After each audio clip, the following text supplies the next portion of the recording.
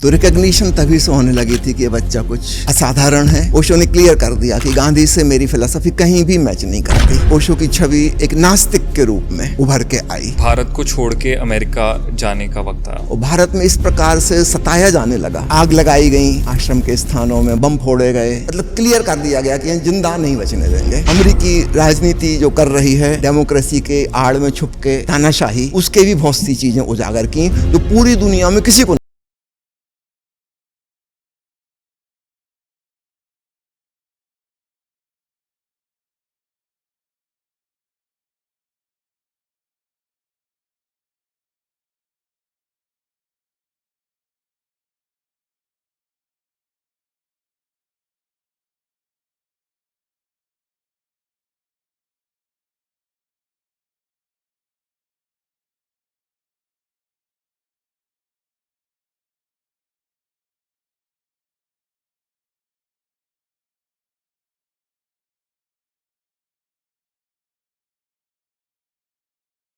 ओशो, एक नाम जो कि आज भी इस दुनिया के लिए एक रहस्य है, एक नाम जिसके साथ जुड़े हैं कई सवाल। आज तक अलग अलग लोगों ने ओशो की ज़िंदगी के बारे में बहुत कुछ बताया, बहुत कुछ कहा, पर हकीकत में ओशो कौन थे, वो कहाँ से आए और वो कहाँ गए, उनकी ज़िंदगी किस चीज़ के लिए समर्पित थी, वो क्या कहते थे, वो क्या सोचते थे, वो क्या मानते थे, इन सारे सवालों के सही जवाब कोई ऐसा शख्स ही बता सकता है जो ओशो के बहुत ही नज़दीक हो। तो ओशो की ज़िंदगी की सही कहानी की तलाश में हमें आखिरकार मिले ओशो के सगे छोटे भाई स्वामी शैलेंद्र सरस्वती जी। ओशो के सगे छोटे भाई, आखिरकार बहुत मुश्किलों के बाद उनसे बातचीत हुई और वो तैयार हुए ओशो की पूरी ज़िंदगी के बारे में बात करने के लिए। भारत में ओशो ने कहाँ से अपनी ज़िंदगी की शुरुआत की, क्या कुछ उन्होंने भारत में किया, क्या कुछ अमेरिका जाकर किया, क्या उसके बाद हुआ, उन्होंने हर उस चीज़ के बारे में पूरी सच्चाई के साथ इस पॉडकास्ट में हमारे साथ बात करी। तो आज का ये पॉडकास्ट बहुत ही स्पेशल है, इसलिए ये हमारे स्टूडियो में नहीं हो सका और हम जा रहे हैं यहाँ से स्वामी शैलेंद्र सरस्वती जी के पास और वहीं जाकर उनसे करेंगे ओशो की ज़िंदगी के बारे में हर बातचीत। तो आखिरकार हम पहुंच ही गए रजनीश ध्यान मंदिर बाय ओशो फ्रेग्रेंस, जहां पर ओशो के छोटे भाई आज ओशो का ज्ञान, ओशो की बातें दुनिया तक पहुंचा रहे हैं। तो चलिए अब बात करते हैं ओशो की पूरी ज़िंदगी के बारे में उन्हीं के छोटे भाई स्वामी शैलेंद्र सरस्वती जी से। प्रणाम स्वामी जी। प्रणाम। थैंक यू सो मच, आपने द नमित शो में अपना टाइम दिया, हमें अपना टाइम दिया, हमसे बात करी। तो स्वामी जी, आज बात करते हैं ओशो के बारे में और उनके बारे में जानते हैं उनके अपने रियल ब्रदर से, क्योंकि आज तक हमने ओशो के बारे में बहुत कुछ सुना है। इवन मैंने भी पर्सनली जब वाइल्ड वाइल्ड वेस्ट नेटफ्लिक्स पे आई उनकी डॉक्यूमेंट्री, उसे देखा। ओशो को लेकर हमारे सोशल मीडिया में बाहर बहुत सारी स्टोरीज़ हैं, बहुत मिसकंसेप्शंस हैं, कन्फ्यूजन्स हैं कि ओशो क्या थे, क्या समझाना चाहते थे, क्या कहना चाहते थे। उनके पॉइंट ऑफ व्यूज़ को लेकर ही बहुत लोगों के अंदर क्लैरिटी नहीं है अभी। कुछ लोग कहते हैं कि उनकी सोच बहुत प्रोग्रेसिव थी, अपने वक्त को लेकर बहुत सही थी, बहुत प्रैक्टिकल थी। कुछ लोग कहते हैं कि उनके जो थॉट प्रोसेस थे या उनकी जो टीचिंग्स थी शायद इस सोसाइटी के अकॉर्डिंग उतनी सही नहीं थी। तो अब आप उनके रियल ब्रदर आई गेस इस चीज़ को बेस्ट समझा सकते हैं, उनकी जर्नी को, उनके इस पूरे लर्निंग प्रोसीजर को जो उन्होंने दुनिया को सिखाना चाहा और इतने लोगों ने इतने मैसेज में उनको फॉलो किया। तो जो उनकी लर्निंग्स थी, उनकी जर्नी थी, आज उसके बारे में आपसे जानते हैं। स्वागत है आपके सवालों का। थैंक यू सो मच गुरु जी। तो स्वामी जी, अगर हम स्टार्टिंग करें तो ओशो की रिकग्निशन कहाँ से स्टार्ट हुई? लोगों ने ओशो को कब से जानना चालू किया या उनको ये स्पिरिचुअल अवेकनिंग कब से हुई? स्पिरिचुअल अवेकनिंग उनकी लगभग 21 साल की अवस्था में हुई, लेकिन उसके पहले ही लोग उनसे परिचित होने लगे थे। जब वो मिडिल स्कूल में पढ़ते थे तब उन्होंने एक मैगजीन प्रकाशित की जिसमें सारे आर्टिकल्स, कविताएं, चित्र वगैरह सब उन्हीं के थे। शाम को प्लेग्राउंड जो था स्कूल का, वहाँ पर वो बैठते थे और उनके साथ के मित्रगण बैठते थे और दिन भर में उन्होंने जो किताबें पढ़ी हैं वो पढ़ने के बहुत शौकीन थे, है ना। दिन में 3-4 किताबें रोज पढ़ लेते थे। आज भी वहाँ की पब्लिक लाइब्रेरी में वो कार्ड हैं जिसपे एक एक दिन में 3-3 किताबें इशू की गई हैं। जी। वो पढ़ के फिर बताते थे उसका सारांश कि उन्होंने क्या पढ़ा, प्लस अपना कमेंट करते थे उसमें कौन सी बात उनको ठीक लगी और कौन सी बात ठीक नहीं लगी और क्यों ठीक नहीं लगी उसका लॉजिक देते थे। जी। तो धीरे धीरे ये हुआ कि उनसे बड़ी उम्र के लोग भी आके बैठने लगे। इतनी इंटरेस्टिंग बात हो रही थी जिन किताबों के लोगों ने नाम भी नहीं सुने थे। एक छोटा बच्चा बता रहा है उसके बारे में। तो उम्र से बड़े लोग भी वहाँ आने लगे थे। तो रिकग्निशन तभी से होने लगी थी कि ये बच्चा कुछ असाधारण है, कोई अद्वितीय प्रतिभा है इसमें, इतनी छोटी उम्र में इतनी किताबें पढ़ता है और फिर उस पर आलोचना भी करता है। कोई बात ठीक नहीं लगी तो क्यों ठीक नहीं लगी, क्या होना चाहिए था, अपना सुझाव और सजेशन भी देता है। तो रिकग्निशन तो उनको समझो मिडिल स्कूल से ही मिलने लगी थी। और उस वक्त पे, उस मिडिल स्कूल के वक्त में ओशो को किस नाम से लोग जानते थे? देखिए, बचपन में उनका नाम राजा था। जी। एक्चुअली ये नाम नहीं था, ये तो पुकारने के लिए रख लिया था कि जब तक ठीक नाम नहीं रखेंगे। तो नाना नानी के यहाँ वो लगभग 7 साल तक रहे, उन्हीं ने पाला पोसा, तो वो प्यार से राजा कह के पुकारते थे। फिर जब नाना नानी के वहाँ से गांव आए अपने गाडरवारा। ये कहाँ पड़ता है ये गांव? नाना नानी रहते थे गाडरवारा में। ये मध्य प्रदेश के रायसेन जिला में पड़ता है। अंग्रेजों के ज़माने में भोपाल रियासत कहलाती थी, अभी रायसेन जिला है। तो बहुत छोटा सा गांव है वो, लगभग अभी भी वैसे ही जितना 100 साल पहले था। कोई विकास वहाँ पर नहीं हुआ है। नाना जी की मृत्यु हो गई जब ओशो 7 साल के थे। तो फिर नानी अकेली वहाँ रह नहीं सकती, तो उनका कोई अन्य रिश्तेदार वहाँ नहीं था। तो फिर वो हमारी पिताजी के यहाँ गाडरवारा में आ गए। तो ओशो भी यहाँ आ गए। हमारे पिताजी का कहना था कि बचपन खेलने कूदने के लिए है, पढ़ाई लिखाई के लिए नहीं, पढ़ाई लिखाई बाद में करना है। तो उन्होंने 10 साल की उम्र में स्कूल में नाम लिखवाया था, है ना। और ओशो कहते हैं कि यह मेरे लिए बड़े सौभाग्य की बात थी कि शिक्षा का बोझ, जानकारी का बोझ मेरे सिर पर नहीं पड़ गया छोटी उम्र में। नहीं तो उस पर अलग प्रकार की कंडीशनिंग हो जाती है छोटे बच्चे के ऊपर। तो चूंकि मैं फ्री था, किसी प्रकार की जिम्मेवारी नहीं थी, तो मेरा अलग ढंग से डेवलपमेंट हो पाया। इसमें शुरुआत के 10 साल बहुत महत्वपूर्ण हैं, जहाँ उन्हें सब कुछ करने की स्वतंत्रता थी। अक्सर ऐसा होता है कि माता पिता उतनी स्वतंत्रता नहीं देते जितना ग्रैंड पेरेंट्स देते हैं, है ना। माता पिता कुछ डिसिप्लिन देते हैं। तो ओशो कहते हैं क्योंकि नाना नानी के यहाँ रहा तो मैं राजा की ही तरह रहा और फिर पूरी ज़िंदगी वैसे ही वो रहे। तो 10 साल की उम्र में उन्होंने स्कूल में एडमिशन लिया। तब सवाल उठा कि नाम क्या रखा जाए। तो ओशो ने एक शर्त रखी कि मेरा नाम ऐसा होना चाहिए जो आज तक किसी का नहीं रहा। अक्सर हमारे देश में परंपरा है कि भगवान के किसी नाम पर, ईश्वर के नाम पर बच्चों का नाम रखते हैं। यूजुअली हिंदू धर्म में भी वैसा ही है। जी। आप कितने वर्ष छोटे हैं, मैं इतना जानना मैं ओशो से 24 साल छोटा हूँ। 24 साल। जी। तो ओशो ने शर्त रखी कि उनका नाम ऐसा हो जो आज तक किसी का नहीं हुआ। तो बड़ी प्रॉब्लम थी, ऐसा नाम कहाँ से लाएं। तो भाषा में वो शब्द ही नहीं होना चाहिए। तो हमारे चाचा जी जो थे वो कवि थे, है ना। तो उन्होंने एक नया शब्द गढ़ा, रजनीश। ऐसा कोई शब्द आपको हिंदी भाषा में नहीं मिलेगा डिक्शनरी में।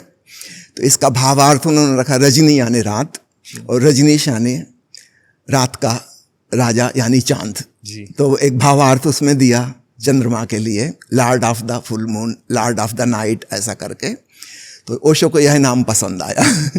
तो हमारे चाचा जी को लंबे लंबे नाम पसंद थे, तो पूरा नाम रखा था रजनीश मोहन चंद्र जैन। तो कुछ सालों तक यही नाम उनका चला। फिर जब हाई स्कूल में आए तब उन्होंने अपना नाम में थोड़ा सा चेंज कर लिया। उसमें से मोहन शब्द हटा दिया, सिर्फ रजनीश चंद्र, और जैन शब्द भी उन्होंने हटा दिया। बाद में जब कॉलेज में आए, जबलपुर पढ़ने के लिए आए, तब धीरे धीरे सिर्फ रजनीश नाम ही उनका रह गया, चंद्रमोहन जैन हट गया। ठीक है। प्रकारांतर में फिर जब वो आचार्य बन गए यानी प्रोफेसर बन गए, तब अन्य लोग उनको आचार्य कह के बुलाने लगे। हिंदी में प्रोफेसर को, लेक्चरर को आचार्य बोलते हैं। तो आचार्य रजनीश नाम फेमस हो गया। बाद में जब उनके बहुत भक्त हो गए तो भक्तों को लगता था कि आचार्य नाम तो विश्वविद्यालय में था। अब तो विश्वविद्यालय की आप सर्विस त्याग दे चुके हैं, छोड़ चुके हैं, हम आपको भगवान पुकारना चाहते हैं। भक्तों के हृदय की बात तब उन्होंने यह नया नाम स्वीकार किया, भगवान श्री रजनीश। इस प्रकार उनके बहुत से नाम बदले। तो स्कूल के ज़माने में उनका नाम रजनीश चंद्र मोहन जैन था जी।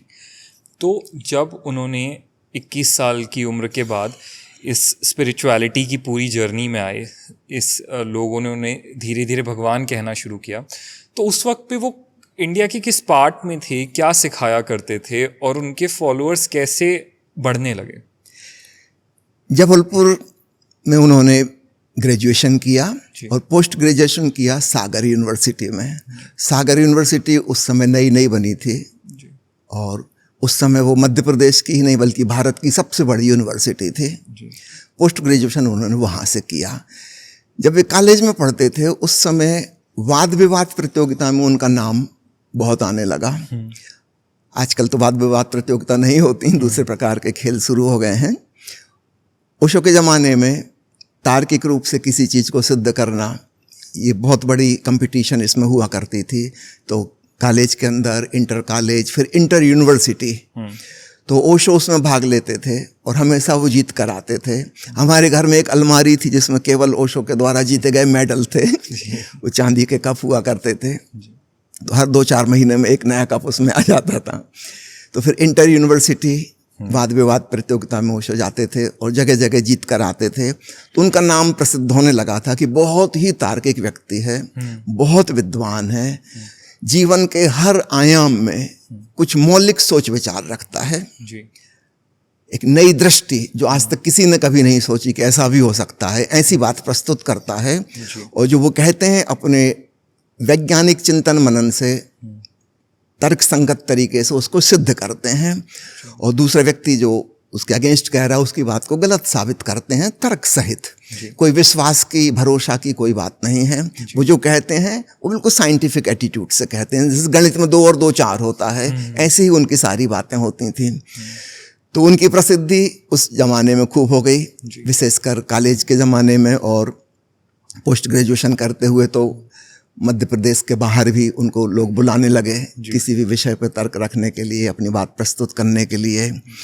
ओशो के जो कपड़े थे उस समय, वे खादी के सफ़ेद वस्त्र पहनते थे, खड़ाऊँ पहनते थे लकड़ी के, जैसे कि साधु लोग पहनते हैं।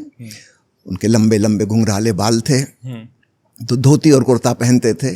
घर में तो सिर्फ लुंगी पहनते थे वो, उनको गर्मी बहुत लगती थी। उस ज़माने में एयर कंडीशन नहीं थे, बल्कि और पहले तो बिजली भी नहीं थी गांव में, है ना। उनको गर्मी बहुत लगती तो सिर्फ लुंगी पहनते थे सफ़ेद। और बाहर कभी जाते थे तो कुर्ता पहनते थे, कॉलेज जब जाते थे पढ़ाने तो कुर्ता पहन के जाते थे। उस वेशभूषा में लोगों ने उनके साथ वैसा ही व्यवहार किया जैसे एक साधु महात्मा के संग करते हैं, है ना। और उनकी बातें जो थी इतनी गहरी थी धर्म के बारे में, अध्यात्म के बारे में, और सिर्फ लिमिटेड नहीं थी सिर्फ धर्म तक, जीवन के किसी भी क्षेत्र के बारे में जी। चाहे वो राजनीति हो, चाहे वो अर्थशास्त्र हो, चाहे वो समाज व्यवस्था हो, चाहे परिवार को लेकर हो, कोई भी चीज़ हो, है ना, उसके बारे में उनकी मौलिक दृष्टि और एक नया सोच जो कि सुनने वाले एकदम से हैरान रह जाता कि अरे ऐसा तो हमने कभी सोचा ही नहीं, ये बात तो बिल्कुल सही कह रहे हैं आप जी। हैरत में आदमी पड़ जाता है। तो उनकी प्रसिद्धि उस जमाने से फैलने लगी थी। और जब वो रायपुर में 1 साल नौकरी किए लेक्चरर की पोस्ट पर, वहाँ गलती से उनकी पोस्टिंग हो गई थी। एक्चुअली उनकी वेशभूषा देखकर शिक्षा मंत्री ने उनका अपॉइंटमेंट रायपुर संस्कृत कॉलेज में कर दिया। वो सोचे कि कोई संस्कृत के ज्ञानी होंगे। ओशो को संस्कृत भाषा नहीं आती थी, वो दर्शन शास्त्र में एमए किए थे। तो फिर जबलपुर में उनका ट्रांसफ़र हुआ, वहाँ उन्होंने करीब 7-8 साल तक दर्शन शास्त्र पढ़ाया। और पढ़ाते समय भी उनकी प्रसिद्धि जो थी, अक्सर फिलॉसफी विषय बहुत कम स्टूडेंट लेते हैं, आपको पता ही होगा जी, है ना। लेकिन ओशो की क्लास में फिलॉसफी के स्टूडेंट तो 2 या 4 होते थे, लेकिन आर्ट्स, कॉमर्स और साइंस वाले अपनी क्लासेस छोड़ के ओशो की क्लास में जाते थे सुनने के लिए कि यहाँ पे कोई बहुत ही अद्भुत बात सुनने को मिलेगी, है ना। तो ओशो की प्रसिद्धि कॉलेज में भी खूब रही। और मेरे ख्याल से लेक्चररशिप के दौरान ही उन्होंने जगह जगह जाकर प्रवचन देना शुरू किया। आरंभ में उनको जो बुलाने वाले थे स्वाभाविक रूप से वो नाते रिश्तेदार, जान पहचान के लोग, विशेषकर जैन समाज के लोग थे, है ना, क्योंकि उन्हीं से परिचय था। तो उन्हीं के द्वारा ओशो बम्बई में भी बुलाए गए, विशेषकर महावीर जयंती पर संत तारण तरण एक हुए हैं जी बुंदेलखंड में, विशेष रूप से उनके शिष्य हैं। मैं थोड़ा सा उनके बारे में बता दूं ताकि आपको समझ में आए। हमारा जो परिवार था वो दिगंबर या श्वेतांबर जैन नहीं था। जी जैनों में एक छोटा सा संप्रदाय है जिसको तारणपंथी कहते हैं। जी ये गुरु नानक के समकालीन हुए जी। और जैसे गुरु नानक ने मूर्ति पूजा का विरोध किया, संत तारण तरण ने भी जैन समाज में मूर्ति पूजा का विरोध किया। उसकी जगह शास्त्रों का अध्ययन मनन पर जोर दिया। जैसे अपन देखते हैं गुरुद्वारे में धर्म ग्रंथ रखते हैं, है ना, ठीक ऐसे ही तारण तरण के जो मंदिर होते हैं उनमें तारण तरण की मूर्ति नहीं होती, महावीर की भी मूर्ति नहीं होती, किसी तीर्थंकर की मूर्ति नहीं होती, केवल साहित्य होता है पढ़ने के लिए। तो स्वाभाविक रूप से तारण तरण समाज में ओशो बहुत फेमस हो गए, क्योंकि जान पहचान के वही लोग थे जो निमंत्रण देंगे उनको। जबलपुर में हर साल एक उत्सव मनाया जाता था, तारण तरण जयंती। ओशो उस संस्था के अध्यक्ष करीब करीब 10 साल तक रहे और हर साल उनका जो लेक्चर होता था वो बहुत बड़ा समारोह हर साल होता था। उसके अंत में उनका प्रवचन होता था। अंत में इसलिए रखते थे ताकि उनको सुनने के लिए लोग बैठे रहे। अन्य प्रवचनकर्ताओं को लोग पसंद नहीं करते थे, लेकिन इंतजार करते थे कि ओशो जब बोलेंगे तब जरूर आज कुछ हंगामे वाली बात होगी, कुछ बहुत महत्वपूर्ण बात होगी। इसी बीच में उनकी छोटी छोटी पुस्तकें प्रकाशित करनी शुरू हुई। सागर में एक सज्जन हैं, वो भी तारण समाज के ही हैं, सेठ भगवान दास शोभालाल जैन। ओशो उनसे बहुत संपर्क में रहे जब सागर में पढ़ते थे। सबसे पहली बुकलेट उन्हीं ने छपवाई थी और वो निःशुल्क वितरित करते थे उस समारोह में हमेशा। तो छोटी छोटी बुकलेट ओशो की छपनी शुरू हुई। उस समय अखबारों में खूब छपना शुरू हुआ और चूंकि ओशो स्वयं भी कुछ महीनों तक जबलपुर से एक अखबार छपता है नव भारत, उसमें उप संपादक की पद पर नौकरी की है, तो उस समय ओशो की खूब रचनाएं छपी, है ना।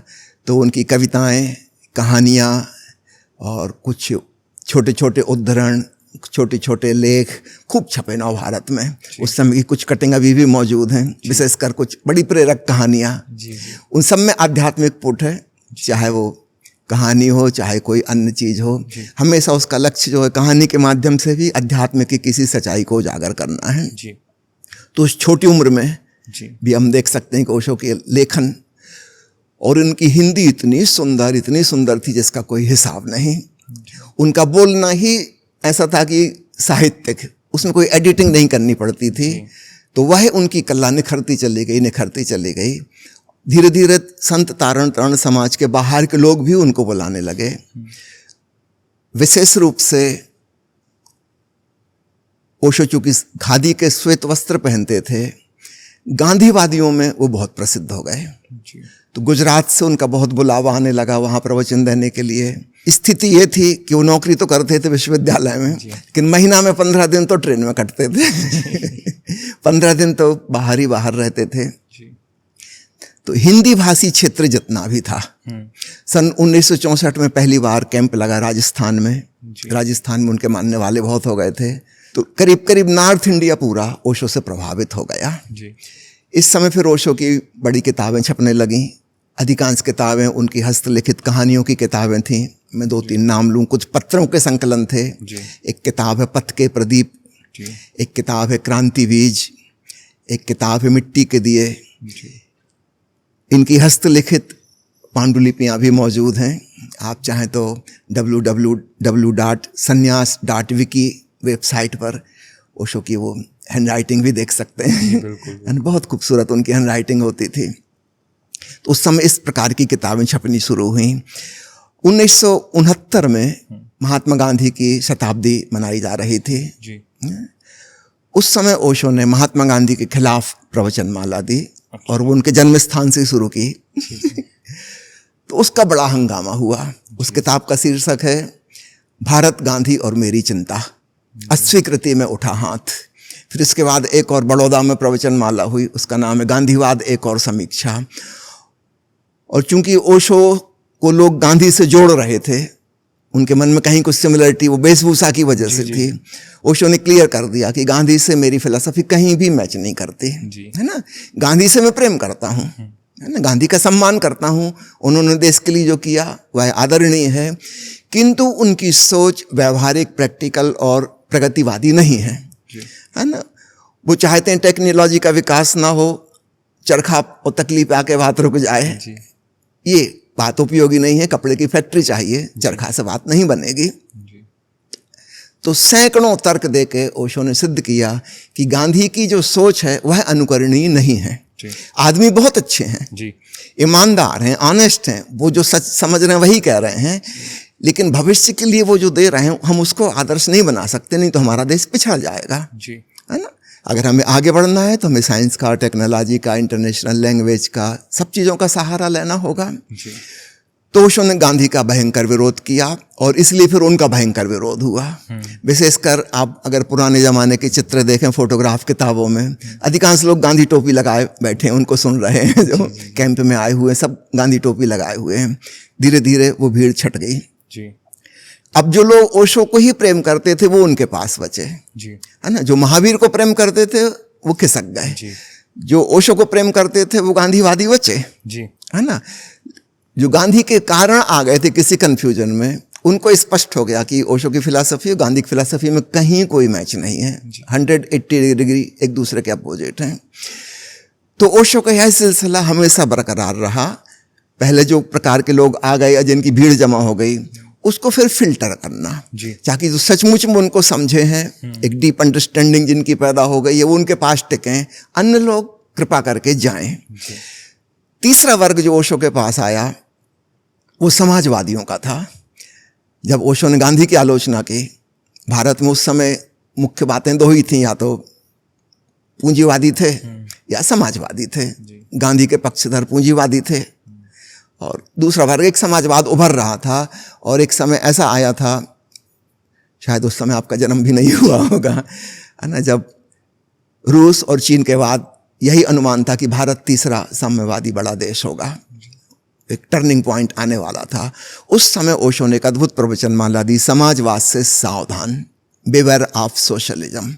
और ओशो ने बताया कि कार्ल मार्क्स जो प्रस्तावना दे रहा है वह हमारे लिए अनुकूल नहीं है, रूस चीन के लिए भी अनुकूल नहीं है, वह कहीं भी सफल नहीं हो सकती। और ओशो ने वो सारे कारण बताए क्यों समाजवाद सफल नहीं हो सकता, और जिन देशों ने अपना लिया है ये भी कालांतर में इनको छोड़ना पड़ेगा, ये चल नहीं सकता, क्योंकि इसमें कार्य करने की जो प्रेरणा है, जो मोटिवेशन फॉर वर्क, वो नष्ट हो रहा है, और उसके बिना किसी देश की उन्नति नहीं हो सकती, है ना। अगर हम सबको बराबर कर देंगे, लोग काम ही नहीं करेंगे, सबको बराबर सुविधाएं मिलेंगी, करें या ना करें, तो फिर क्यों करें। वो आलस्य बहुत हावी हो जाएगा, कर्मठता खत्म हो जाएगी।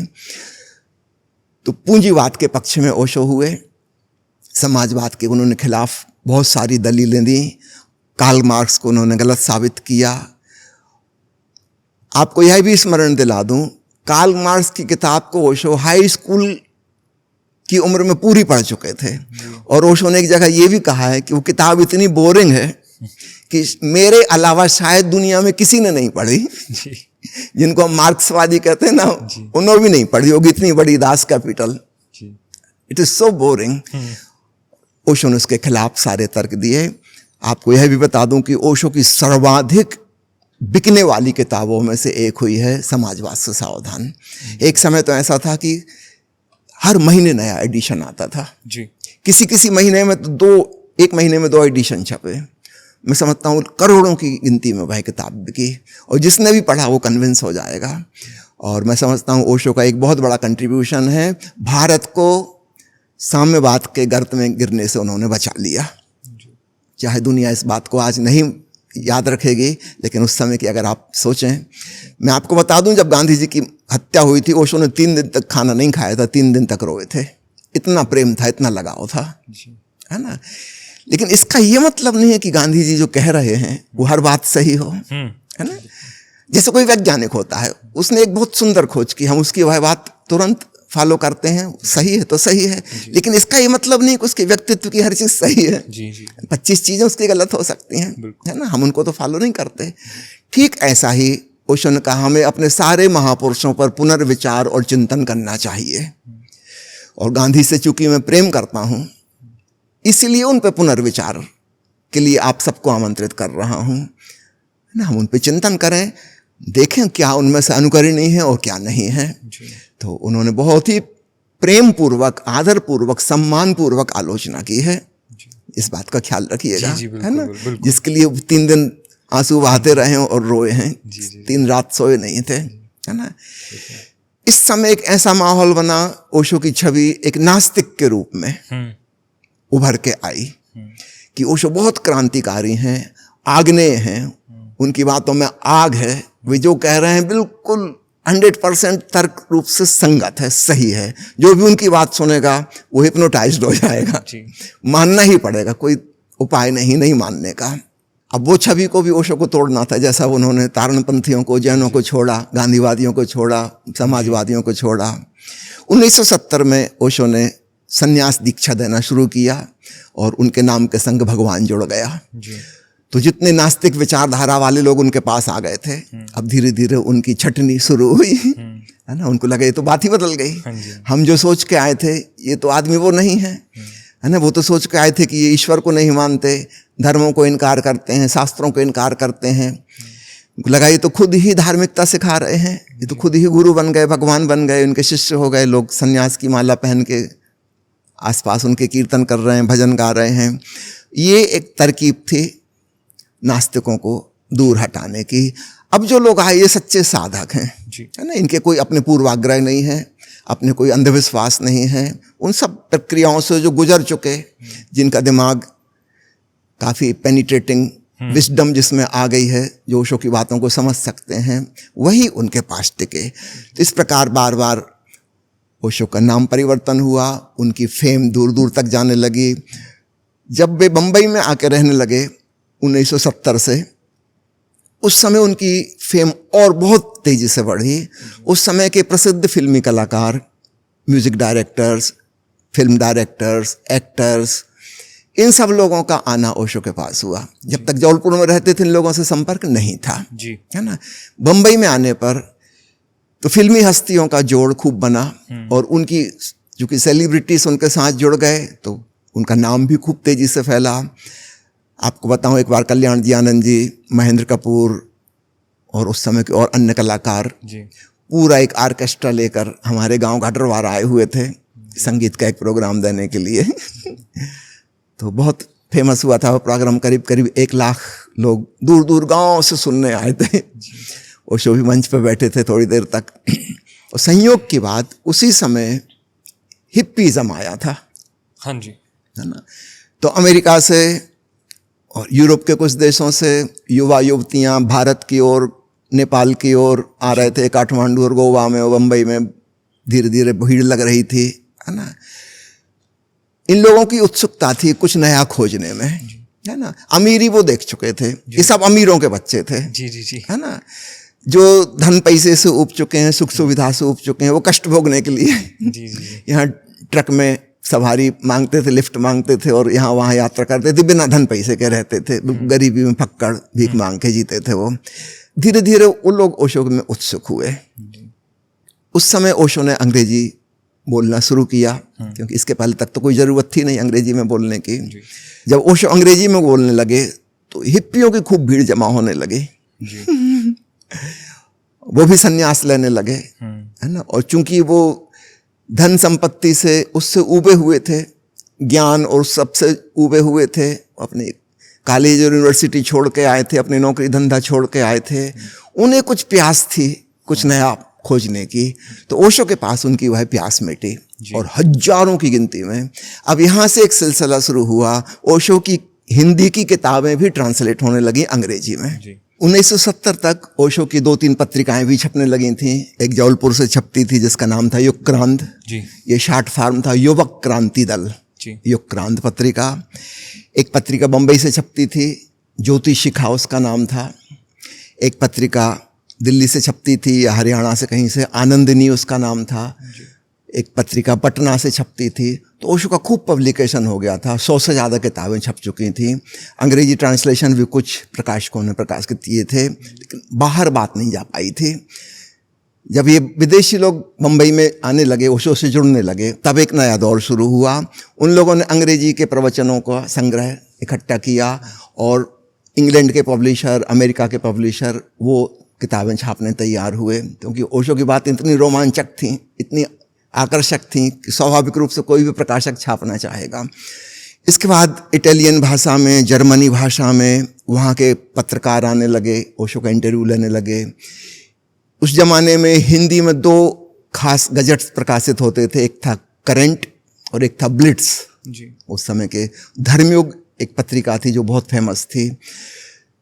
तो ऐसा कभी नहीं होता था कि धर्मयुग में, ब्लिट्स में और करंट में ओशो का कोई प्रवचन का अंश ना छपा हो, है ना। वो तो पढ़ने वालों के लिए, पाठकों के लिए बहुत ही आकर्षण का विषय था कि अगली बार ओशो का क्या आएगा। धीरे धीरे वही बात जर्मनी की पत्रिकाओं में हो गई। ओशो जर्मनी में छा गए, इटली में छा गए, है ना। इंग्लैंड और अमेरिका में तो हुए ही, अन्य देशों में भी धीरे धीरे बात जाने लगी, दूसरी भाषाओं में, क्रमशः फ्रेंच भाषा में, जापानी भाषा में ओशो का अनुवाद होने लगा, कोरियन भाषा में। जी। आपको शायद जानकर हैरानी होगी, आज दुनिया में अगर सबसे ज़्यादा किताबें ओशो की कहीं हैं तो कोरिया में। जी। है ना, घर घर में किताबें पहुंच गई हैं। तो 1971 से एक नया मोड़ आया। ओशो एक इंटरनेशनल रिकॉग्निशन उनका हो गया कि एक बहुत महान फिलासफर हैं, विचारक हैं, आध्यात्मिक गुरु हैं। तो वो वक्त स्वामी जी कब आया जब इतनी पॉपुलैरिटी हो गई इंडिया में, पूरे वर्ल्ड में? तो फिर वो धीरे धीरे वक्त कौन सा आना शुरू हुआ जब ओशो को भारत को छोड़ के अमेरिका जाने का वक्त आया? वो वक्त तो 1981 का, 10 साल बाद, 10 साल बाद, है ना। तो इसके बीच की कुछ कहानी आपको बता दूं। धीरे धीरे ओशो बम्बई में जहाँ रहते थे वो जगह बहुत छोटी पड़ने लगी और ज़रूरी हो गया कितने लोग आ रहे हैं, है ना, उनसे कहाँ मिलें, बैठने की जगह भी नहीं है, कम पड़ रही है। तो एक नई जगह की लोग तलाश करने लगे। ओशो को विशेष रूप से 2 जगह पसंद थी, या तो बम्बई या फिर हिमालय। तो काफ़ी कोशिश चलती रही, लेकिन ऐसी कोई जगह नहीं जम पाई। जो फाइनली पूना की एक जगह चुनी गई, कोरेगांव पार्क में। उस जमाने में कोरेगांव पार्क बिल्कुल सुनसान इलाका होता था, इवन पूना वालों ने उसका नाम भी नहीं सुना होता था। जब मैं पहली बार गया था पूना 1974 में, तो स्टेशन पर रिक्शे वाले से कहा कोरेगांव पार्क चलना, उसने कहा हम जानते ही नहीं कोरेगांव पार्क कहाँ है, नाम ही नहीं सुना था किसी ने। तो ओशो को वही जगह पसंद आई क्योंकि बड़े बड़े वृक्ष थे वहाँ पर, खूब पुराने वृक्ष थे, सैकड़ों साल पुराने। तो वहाँ पर 2 बंगले खरीदे गए। एक में ओशो का निवास स्थान बना, दूसरे में ऑफिस बना। वहीं छोटा सा एक हॉल बना लिया गया, जहाँ पर 1974 की बात है, 21 मार्च 1974 को ओशो बम्बई से पूना शिफ्ट हुए।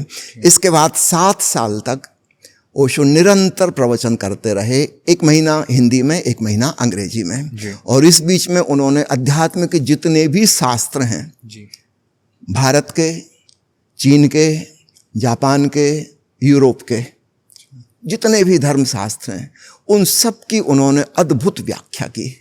आज तक ऐसी इंटरप्रिटेशन कभी किसी ने नहीं की थी। यानी कोई सिख जब पहली बार पढ़ता है ओशो की किताब एक ओंकार सतनाम, तो चकित होता है कि मैं 60 साल का हो गया, 60 साल से मैं सिख हूँ, और गुरु नानक की बात को जैसा इन्होंने समझाया है हम तो आज तक समझे ही नहीं। इतनी अद्भुत बात। ठीक वही बात जब ओशो की किताब कोई महावीर वाणी या जिन सूत्र पढ़ता है तो वो हैरान हो जाता है कि मैं जैन हूँ और मुझे ये बातें नहीं पता, और ओशो इतनी सूक्ष्मता से बातें बता रहे हैं जिसका कोई हिसाब नहीं। एक एक छोटी छोटी पंक्ति पर एक एक पूरा प्रवचन, 1.5 घंटे का प्रवचन एक पंक्ति समझाने में। गीता पर एक लंबी प्रवचन माला सली, करीब 350 घंटे ओशो बोले गीता पर। इतनी बृहत व्याख्या आज तक नहीं हुई। गीता पर जो बड़ी से बड़ी टीका है ओशो के पहले की, ये उससे 2, 3, 4 गुनी बड़ी नहीं है, 15 गुनी बड़ी है। 18 वॉल्यूम, गीता के 18 अध्याय पूरी, सब एक के ऊपर एक रखो तो इतना मोटी किताब हो जाएगी। इतना ओशो बोले। और कृष्ण की बात को उन्होंने समसामयिक, आज के कंटेम्प्रेरी मनुष्य के लिए उसको कन्वर्ट कर दिया, विज्ञान और मनोविज्ञान की भाषा में चेंज कर दिया, जो आज का आदमी समझ सके। तो 7 साल का यह दौर चला। इस बीच में विदेशों से बहुत लोग आए। अब धीरे धीरे धीरे पूना का आश्रम भी छोटा पड़ने लगा। वो 2 बंगले खरीदे गए थे, फिर उसके बगल के 2 बंगले और खरीदे गए, 4 बंगले हो गए। फिर भी जगह छोटी पड़ने लगी क्योंकि 3-3, 4-4 हज़ार लोग एट ए टाइम मौजूद रहें। कहाँ रहें वो? पूना की सारी होटलें भर जाएं, धर्मशालाएं भर जाएं, इवन लोग खेत में टेंट लगा कर रहते थे। पूरे के पूरे खेत लोग किराए से ले लें, टेंट गड़ा दें, उसमें रह रहे हैं सारी असुविधाओं में। तो यह जरूरी हो गया कि अब कोई दूसरी जगह तलाशी जाए इससे बड़ी। कोरेगांव पार्क में इससे और ज़्यादा विस्तार संभव नहीं था, एक लिमिट आ गई चीज़ों की। ओशो को जो जगह पसंद थी उनमें से एक गुजरात की जगह पसंद थी, कच्छ में, है ना। लेकिन संयोग की बात, उस समय मोरारजी देसाई प्रधानमंत्री थे और वे ओशो के सख्त विरोधी थे और ओशो भी उनके सख्त विरोधी थे। सन 1968 में जब मोरारजी देसाई पावर में नहीं थे, उस समय गुजरात सरकार ने तय किया था कि ओशो को 600 एकड़ ज़मीन डोनेट करेंगे जी। फिर जब 1969 में ओशो गांधी के खिलाफ बोले, तब फिर वो प्रपोजल कैंसिल हो गया। तब तो देने का सवाल ही नहीं, क्योंकि उस समय वो समझ रहे थे कि गांधी जी की फिलॉसफी का विस्तार कर रहे हैं। तो ओशो ने जब गांधी के खिलाफ बोला तो गुजरात गवर्नमेंट ने वो कैंसिल कर दिया, नहीं तो 600 एकड़ ज़मीन वो देने वाले थे बड़ा आश्रम बनाने के लिए। ओशो फिर भी कच्छ जाना चाह रहे थे, एक जगह उनको पसंद थी, लेकिन मोरारजी देसाई ने वो नहीं होने दिया, क्योंकि एडमिनिस्ट्रेशन तो पूरा उनका था। हिमालय की जगह ओशो को पसंद थी कुछ, है ना, वहाँ भी कोशिश की गई, लेकिन हिमालय में तो और मुश्किल, वहाँ की ज़मीन कोई बाहर का व्यक्ति खरीद भी नहीं सकता था, केवल हिमाचली ही खरीद सकते हैं। तो बहुत सारी प्रॉब्लम्स इस प्रकार की थी और भारत में इस प्रकार से सताया जाने लगा ओशो को भांति भांति से, यहाँ तक कि हत्या के उपाय किए गए। एक आदमी ने तो आके भरी सभा में ओशो के ऊपर छुरा फेंका, संयोग की बात वो छुरा लगा नहीं, है ना, और उसने खड़े होकर कहा कि मैं आपका मर्डर करूँगा, आप जो बातें कह रहे हैं हमें बिल्कुल पसंद नहीं, है ना। उस व्यक्ति को पीछे से पुलिस भी पकड़ने आई, वो पुलिस में इन्फॉर्म करके आया था कि मैं ओशो का मर्डर करने जा रहा हूँ, है ना। अब उसने वो जो चिल्लाया है वो सब रिकॉर्ड हो गया, क्योंकि ओशो तो प्रवचन दे रहे थे, 5000 लोग बैठ के ओशो के प्रवचन सुन रहे थे। जब उसने चिल्लाया और छुरा फेंका, उस समय ओशो 1 मिनट चुप रहे, फिर बोलने लगे, है ना, वो सब रिकॉर्डेड है ना। हैरानी की बात है, जो आदमी पुलिस में बता के आया है कि मैं मर्डर करने जा रहा हूँ, पुलिस उस समय नहीं आई, पुलिस आई उसको बचाने के लिए कि कहीं ये लोग उसको मारें पीटे ना, है ना। तो जो भी उनका तय हुआ होगा कितने बज कितने मिनट पे फेंकेंगे छुरा, उसके 1 मिनट बाद पुलिस आ गई। लेकिन सन्यासियों ने उस व्यक्ति के साथ कोई दुर्व्यवहार नहीं किया और ओशो ने इस बात की अगले दिन तारीफ की कि तुम लोगों ने जो सद्व्यवहार किया उसको धीरे से पकड़ के उठा के बाहर ले गए। तब तक पुलिस वाले गेट पे आ चुके थे, उनके हवाले कर दिया, एक चांटा भी ना मारा। तो ओशो ने कहा कि उसने जो किया उसको तो छोड़ो, वो तो नासमझ है, मूर्छा में है, लेकिन तुमने जो व्यवहार किया मैं उससे बहुत प्रसन्न हूँ। मेरे शिष्यों को ऐसा ही करना चाहिए था कि जो मेरी हत्या करने आया तुमने उसको एक चांटा भी ना मारा। अब हैरानी की बात है, ये मैं आपको इसलिए बता रहा हूँ बैकग्राउंड, ताकि आपको समझ में आए कि क्यों भारत छोड़ना पड़ा। उस समय के सबसे बड़े वकील राम जेठमलानी जी ओशो का केस लड़े। और ये केस किस उसमें था? ये केस तो एक्चुअली आश्रम की तरफ से नहीं हुआ था, चूंकि वह आदमी पुलिस को इन्फॉर्म करके आया है मारने, तो पुलिस को ही केस करना पड़ा। तो सरकार को ही केस करना पड़ा, है ना, उसके खिलाफ कि मर्डर करने गया था और इसने कोशिश की, हुआ नहीं मर्डर। राम जेठमलानी इस पक्ष से बोल रहे थे। अब देखिए राजनीति की चालबाजी, राम जेठमलानी यह केस हार गए, 5000 चश्मदीद गवाह मौजूद हैं, पुलिस ऑफिसर मौजूद हैं जो सब देख रहे हैं, वह सब कुछ रिकॉर्डेड है, ऑडियो, उसका छुरा फेंकना, वो खटाक की आवाज़ होना, छुरे का गिरना, ओशो का 1 मिनट चुप रहना, फिर प्रवचन शुरू करना, एवरीथिंग इज रिकॉर्डेड। और केस हार जाते हैं और वह आदमी बिल्कुल निर्दोष बाइज्जत बरी कर दिया जाता है। क्यों? गवर्नमेंट का प्रेशर, गवर्नमेंट का इतना प्रेशर। आग लगाई गई आश्रम के स्थानों में, बम फोड़े गए, है ना, मतलब क्लियर कर दिया गया कि जिंदा नहीं बचने देंगे। तो राम जेठमलानी जी को डेफिनेटली इंडिया का one of the best lawyer माना जाता है, वो लॉ मिनिस्टर भी रह चुके हैं फॉर्मर इंडिया के। तो जब वो ये केस हारे, हर एविडेंस होने के बाद, सब कुछ होने के बाद भी, तो उनका क्या परव्यू था इस चीज़ पे? ऑफ कोर्स उन्होंने भी बात इस सरकार से कौन लड़ सकता है जहाँ प्रधानमंत्री, मुख्यमंत्री, पूरी टीम अगेंस्ट है ना, और ओशो की तरफ से तो केस था नहीं, है ना। तो ओशो ने कोई हाई कोर्ट में भी नहीं गए, ओशो ने कभी किसी पे केस नहीं किया। ओशो पर करीब 150 केस चले मानहानि के मुकदमे के और भांति भांति के भारत में, है ना। अमेरिका में 136 केस चले, ओशो ने कभी किसी पे केस नहीं किया। तो ऐसी स्थिति में यह तय किया गया कि फिर देश छोड़ना होगा, यहाँ नहीं रह सकते। यहाँ रहने का मतलब है जिंदा नहीं रह सकते, आज नहीं तो कल कुछ तो होगा, कुछ हो नहीं होना है। ना तो कोई नई जगह आप शिफ्ट हो सकते यहाँ से, और ना ही यहाँ जिंदा रहने देंगे। जब ये क्लियर हो गया तब फिर डिसाइड किया गया कि बाहर कहीं चला जाए जी। तो संयोग की बात, उस समय माँ आनंदशीला ओशो की सचिव थी जी। और वो अमेरिकन रेसिडेंट थी, उनके हस्बैंड अमेरिका के थे। तो उन्होंने सुझाव दिया अमेरिका जाने का, तो ओशो ने वह सुझाव स्वीकार किया जी। है ना। और वहाँ चिदविलास मेडिटेशन सेंटर था जी। अमेरिका में, तो ओशो वहाँ शिफ्ट हुए। उसके बाद वहाँ शिफ्ट होने के बाद फिर ज़मीन की तलाश की गई कि कैसी ज़मीन ढूंढी जाए जहाँ पे बड़ा आश्रम बन सके। तो ऑरेगन में पोर्टलैंड के पास वह ज़मीन मिली जो आपने सुना ही होगा, 64,000 एकड़। याद रखिएगा, बम्बई से भी ज़्यादा बड़ी। वाशिंगटन डीसी अमेरिका की जो राजधानी है वो 42,000 एकड़ है। ये 64,000 एकड़ थी, उससे भी 1.5 गुनी बड़ी ज़मीन थी ये। इस बड़ी ज़मीन पर एक नया शहर बसाया गया, इसका नाम सिटी ऑफ रजनीशपुरम था। फिर उसके बगल में 20 किलोमीटर दूर एक शहर था जिसका पुराना नाम था एंटीलोप। उसकी सारी प्रॉपर्टी को खरीद लिया गया और उसका नाम भी चेंज हो गया, सिटी ऑफ रजनीश उसका नाम हो गया। तो जब सिटी ऑफ रजनीशपुरम में ओशो गए, सेटल हुए, वहाँ पे जो पहले एक सीरीज़ आई थी वहाँ दिखाया गया कि जो अमेरिकन रेजिडेंट्स आसपास के थे उन्होंने देखा कि कुछ लोग आ रहे हैं ऑरेंज कपड़ों में, काफ़ी सारे आ रहे हैं, का जगह ली गई है, एक जगह का नया नाम रखा गया है। तो स्टार्टिंग में उन लोगों की तरफ से भी काफ़ी ऑपोजिशन आया, उन लोगों ने भी इजीली उस चीज़ को एक्सेप्ट नहीं किया। तो उस वक्त पे कैसे ओशो ने उस पूरे एनवायरनमेंट को डील किया, कैसे उस पूरे सिस्टम को बना कर रखा कि रजनीशपुरम के अंदर पीसफुली काम शुरू किया जा सके? देखिए, इस बात को अपन एक्सपेक्ट कर सकते हैं कि वहाँ के लोग स्वीकार नहीं करेंगे। जब भारत में पैदा हुए, यहाँ के लोग नहीं स्वीकार कर पाए जी, है ना। और विशेषकर ओशो का विरोध राजनीति से, याद रखना, पर्टिकुलर राजनीतिज्ञ से नहीं जी। ओवरऑल वो जो चालाकी है, षड्यंत्र है, बेईमानी है, भ्रष्टाचार है ना, मैनिपुलेशन है, डोमिनेशन है, उसके खिलाफ है ओशो। तो वो भारत में भी रहेंगे, अमेरिका में भी रहेंगे। मतलब किसी पॉलिटिशियन के अगेंस्ट नहीं बल्कि पॉलिटिक्स के अगेंस्ट में है ना।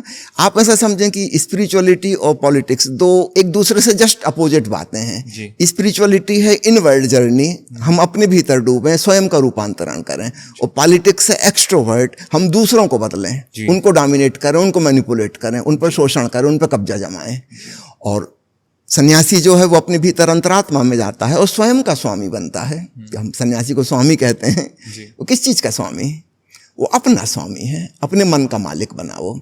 तो ये दो बिल्कुल एक दूसरे से विपरीत बातें हैं। तो स्वाभाविक रूप से इसके विरोध में तो हमेशा रहेंगे वो। तो चाहे वो भारत हो, चाहे अमेरिका हो, चाहे ग्रीस हो, वह बात तो वही की वही रहेगी।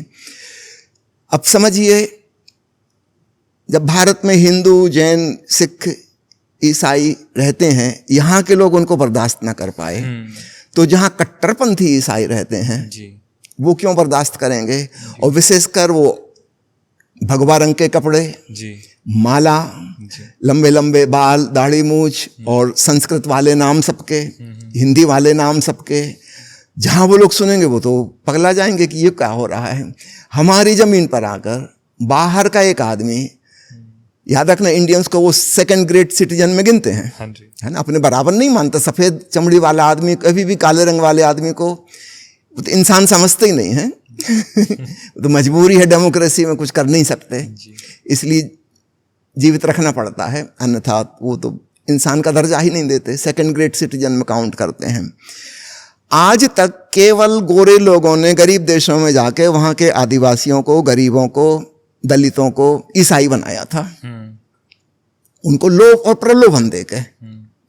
कोई गरीब आदमी अगर उसको प्रलोभन दे कि नौकरी मिल जाएगी, हम तुमको विदेश पढ़ने भेज देंगे, तुम्हारे बच्चों के स्कूल में एडमिशन करा देंगे, इतना ही बहुत उसके लिए। जिसको रोजी रोटी नहीं थी उसको क्या मतलब कौन सा धर्म है, है ना। अगर पहनने को कपड़े मिल गए, रहने को घर मिल गया और बच्चों की अच्छी पढ़ाई लिखाई हो गई, क्या फ़र्क पड़ता है? तो लोग ईसाई बनने तैयार हो जाते हैं। आदिवासी इलाकों में जाते हैं, वहाँ लोगों को भी कल्चर का पता ही नहीं है बेचारों को, एग्रीकल्चर तक का नहीं पता, कल्चर की तो बात छोड़ो, धर्म और संस्कृति फिलॉसफी से तो कोई संपर्क ही नहीं है उनका। उनको तो ये भी नहीं पता कि वो हिंदू देश में ना उनको डेमोक्रेसी का पता, उनको तो अभी ये भी खबर नहीं पहुंची कि भारत आजाद हो चुका है है ना।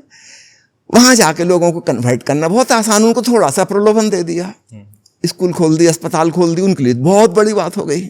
ये पहली बार हुआ कि एक आदमी गरीब देश से आया है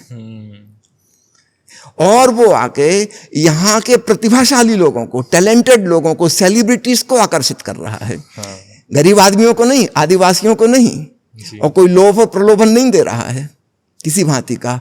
वो केवल तार्किक बात कर रहा है और ईसाई धर्म के खिलाफ बोल रहा है, राजनीति के खिलाफ बोल रहा है। और उसकी बात में इतनी दम है कि जो प्रतिभाशाली लोग हैं, टैलेंटेड लोग, वो उसकी तरफ जा रहे हैं। धीरे धीरे धीरे अमेरिका के कम्युन में 5,000 लोग आ गए। उनमें अधिकांश डॉक्टर्स हैं, इंजीनियर्स हैं, PhD प्रोफेसर्स हैं, साइंटिस्ट हैं, आर्टिस्ट हैं, फिल्म मेकर्स हैं, वो लोग हैं ये क्रीम जी। तो जो लोकल लोग हैं उनको तो आग लगने वाली है कि ये क्या हो रहा है। हमारे क्रीम वर्ग जो है वो इस इंडियन से प्रभावित हो रही हैं। ये ऑरेंज कपड़े पहनने लगे, इनने तो हिंदू साधु महात्माओं की तरह दाढ़ी मूंछ रख ली, इनके तो नाम बदल गए, विलियम जेम्स से वो स्वामी आनंद नारायण हो गए, तो उनको कहाँ हजम होगा। और फिर ओशो ने अमेरिकी राजनीति जो कर रही है डेमोक्रेसी के आड़ में छुप के, तानाशाही, उसके भी बहुत सी चीजें उजागर की जो पूरी दुनिया में किसी को नहीं पता, यहाँ तक कि अमेरिकन को भी नहीं पता।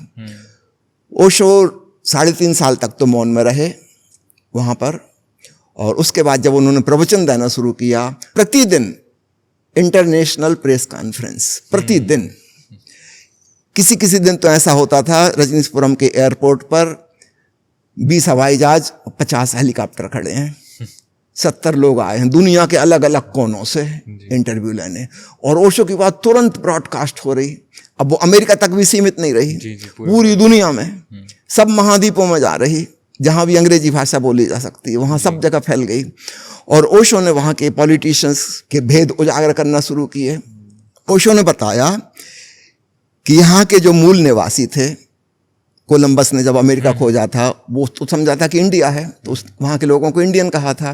कालांतर में उनका नाम रेड इंडियन पड़ गया। जो मूल निवासी थे उनको सबको इन लोगों ने ओपन जेल में रख दिया है, इसको वो रिजर्वेशन कहते हैं। वहाँ पे उनके अलग गांव बसा दिए हैं और उनको पढ़ाई लिखाई करने की कोई ज़रूरत नहीं, उनको कोई काम धाम नौकरी व्यापार करने की ज़रूरत नहीं, उनको मुफ्त में गवर्नमेंट पैसा देती है। ये उस नस्ल को बर्बाद करने का एक अहिंसक दिखने वाला हिंसक तरीका है जी। मुफ्त में जब किसी को सब सुविधाएं देते हैं तो 2-3 पीढ़ी में सब खत्म हो जाएंगे जी। क्योंकि वो करेंगे क्या, उनके पास पैसा है, काम कुछ है नहीं, बच्चों को पढ़ाई लिखाई करनी नहीं है, उनको कहीं नौकरी मिलने वाली नहीं है, जरूरत भी नहीं है उनको, क्यों करेंगे नौकरी, है ना। मुफ्त में हर महीने उनको पैसा आ रहा है, नेचुरली वो दारू पिएंगे, ड्रग्स के इंजेक्शन लगाएंगे, जुआ खेलेंगे, फिर जुआ खेल के शराब के नशे में लड़ाई झगड़ा करेंगे, मारपीट करेंगे, फिर पुलिस उनको पकड़ के ले जाएगी। तो ऑलमोस्ट रेड इंडियंस की पूरी यंग पॉपुलेशन जेल में है जी। अच्छा, उन पर कोई केस मुकदमा चलने वाला नहीं कभी जी। उनका तो कोई वकील है नहीं, उनको तो कल्चर्ड सोसाइटी के बारे में कुछ पता ही नहीं जी। कि जेल क्या होता है और वकील क्या होता है, और ना ही वो कर सकते ये सब। ये चालबाजी की गई है। ऊपर से ऐसा दिख रहा है कि देखो अमेरिकन सरकार कितनी दयालु है, यहाँ के मूल निवासियों को मुफ्त में पैसा देती है। ओशो ने उजागर किया ये कोई दया और करुणा नहीं है, ये शुद्ध बदमाशी है ना। क्योंकि इन मूल अमेरिकों को वोट डालने का अधिकार नहीं है। अमेरिका अपने आप को कहता है डेमोक्रेटिक, स्टैच्यू ऑफ लिबर्टी लगाई हुई है। क्या खाक लिबर्टी है, वहां के जो आदमी है जिनकी ये जमीन है पूरी, उनको अपना प्रतिनिधि चुनने का अधिकार नहीं है, उनको वोट डालने का अधिकार नहीं है, तो उनकी बात तो दुनिया में कहीं सुनी नहीं जाएगी। ओशो ने उनकी बात जब सारी दुनिया को बताई कि इनकी ये दुर्गति हो रही है यहाँ पे, और दया और करुणा के नाम पे जो पैसे दिए जा रहे हैं उसके पीछे एक चालबाजी है। ये पूरी नस्ल ही धीरे धीरे उनकी जनसंख्या हमेशा घटती जा रही है, हर साल घट जाती है, और 50-60 साल में जीरो हो जाएगी। अमेरिकी आरोप लगाते थे ओशो के ऊपर कि आप विदेशी हो। ओशो ने कहा मैं तो 4 साल से आया हूँ, मैं 4 साल विदेशी हूँ। तुम 100 साल से आए हो, कोई 50 साल से आया, कोई किसी के पूर्वज यहाँ आए थे। तुम 150 साल 200 साल पुराने विदेशी हो। Who is more foreigner? मैं 4 साल से हूँ, तुम 40 साल से हो, तुम ज्यादा बड़े फॉरेनर हो, पहले तुम बाहर निकलो। है ना? अगर विदेशी को तुम जगह नहीं दे रहे हो तो। और यहाँ के जो मूल नागरिक हैं, जिनकी जमीन, उनकी जमीन उनको वापस लौटाओ। कोलंबस ने जब अमेरिका खोजा था, उसके बाद यूरोप के अपराधियों को वहां भेजा जाता था काला पानी की सजा के रूप में। याद रखिएगा, जो प्रथम अमेरिकी पहुंचे हैं वो कौन थे? दे वर क्रिमिनल्स, है ना? वो उनके डीएनए में अपराध घुसा हुआ है। ये लोग तो बंदूक लेकर गए थे, वहां के आदिवासियों के पास तो तीर कमान थे, उनसे तो कोई लड़ाई कर ही नहीं सकता था। इन्होंने सबको गड़ा गड़ा मारा, गोलियां, उनकी जमीन पर कब्जा कर लिया, अत्याचार किया उन पे, उनकी सारी संपत्ति हड़प ली, जो कुछ भी था। और ये कहने लगे हमारा देश। तुम्हारा देश कहाँ से हो गया? अगर तुम सच में ही इतने लिबर्टी वाले हो और डेमोक्रेटिक हो और सबका सम्मान करते हो, तो फिर उनको स्वतंत्रता दो जिनकी जमीन है। उनको तुमने जेल में ठूस रखा है और उनको तुम बर्बाद करने पे तो ले हुए हो अपने पैसे की दम पे जी। तो ओशो की ये वाली बातें जहर थी। कोई पॉलिटिशियन कैसे बर्दाश्त करेगा? और ओशो ने बाइबल के ऊपर और ईसा मसीह के ऊपर जो कमेंट्री की, एक एक वचन की ऐसी आलोचना की, ऐसी भर्त्सना की, हंसी मजाक उड़ाई जिसका कोई हिसाब नहीं। तो ईसाई भी नाराज और गवर्नमेंट भी नाराज। दोनों को जितना नाराज कर सकते हैं तिल मिला के रख दिया। और ओशो ने चुनौती दी खुलेआम इंटरनेशनल प्रेस कॉन्फ्रेंस में कि मैं पोप को आमंत्रित करता हूं, यहां आए और मेरे साथ भी बात कर लें। आप ईसाई धर्म के पक्ष में बोलें, मैं विपक्ष में बोलता हूं, खुलेआम इंटरनेशनल कॉन्फ्रेंस में पूरी दुनिया सुन ले कौन सही है। ओशो की बात को कोई काट सकता क्या? तो पोप की तरफ से उस वक्त पे कोई रिवर्ट आया? No reply. ओशो ने कहा कि चलो मुझे तुम वहां बुला लो, मैं वेटिकन आ जा रहा हूं, वहां के अपन बातचीत करते हैं ईसा मसीह के ऊपर। आपको पता होगा Bertrand Russell Nobel prize winner हुए, उन्होंने एक किताब लिखी है why I am not a Christian, मैं ईसाई क्यों नहीं हूं। और उन्होंने जो दलीलें दी हैं, बर्ट्रैंड रसेल मैथमेटिशियन है, लॉजिशियन है, नोबेल प्राइज विनर है, इतना टैलेंटेड आदमी जब कुछ लिख रहा है बाइबल के खिलाफ, आज तक तो किसी ने उत्तर नहीं दिया उसका। ओशो की बात तो बर्ट्रैंड रसेल से और आगे है, उनका तो कोई उत्तर दे ही नहीं सकता था। और ओशो ने कहा अध्यात्म तो जैन धर्म, बौद्ध धर्म, हिंदू धर्म में है, चीन के ताओ धर्म में है, जापान के झेन में जो कि बौद्ध धर्म की ही शाखा है उसमें है, बाकी ये जो चल रहा है धर्म के नाम पर पश्चिम में, इसको तो मैं अध्यात्म में गिनता ही नहीं हूं। कुछ साल भर तक प्रवचन माला चली और ओशो ने उसका नाम जानते क्या रखा? The Rajneesh Bible. और वो जो इंटरनेशनल कॉन्फ्रेंस होती थी उसका नाम रखा द लास्ट टेस्टामेंट, ये भी चढ़ाने के लिए, क्योंकि यहूदी मानते हैं उनका धर्म ग्रंथ वो पहला टेस्टामेंट है ना, ओल्ड टेस्टामेंट, और ईसाई अपनी बाइबल को कहते हैं न्यू टेस्टामेंट। ओशो ने कहा the last testament. Swami ji, एक और चीज़ है जो ओशो के लिए बहुत फेमस है कि उस वक्त पे गाड़ियाँ इतनी कॉमन नहीं थी लोगों के बीच में, उस वक्त पे ओशो के पास रोल्स रॉयस का एक पूरा कॉन्वॉय था, तो उसकी क्या स्टोरी है? देखिए, ओशो को हमेशा दुनिया में जो सर्वश्रेष्ठ चीज़ है वही पसंद आती है। जब वो मुंबई में रहते थे उस समय की जो सर्वश्रेष्ठ कार थी इम्पाला, वो उनके पास थी। जब पूना में रहते थे तब तक रोल्स रॉयस आ गई थी, है ना। स्वाभाविक रूप से उनके शिष्य उनको वही गिफ्ट देते थे जो उनको पसंद है ना। ओशो को ड्राइविंग पसंद थी, तो जब मैंने आपको बताया कि वो 3.5 साल तक मौन रहे तो शिष्यों से मिलना नहीं होता था। वो केवल जब ड्राइव को निकलते थे तो उस समय सब लोग पंक्ति लगा के खड़े हो जाते थे और उनको प्रणाम करते थे, नमन करते थे। तो ओशो करीब घंटा 1.5 घंटा ड्राइव करके आते थे। जब सबको पता है कि ओशो को ड्राइविंग पसंद है, कार पसंद है, तो उनके शिष्यों ने फिर वही उपहार उनको देना शुरू किया। तो धीरे धीरे वो कारवां बढ़ता चला गया। 93 रोल्स रॉयस वहाँ इकट्ठी हो गई।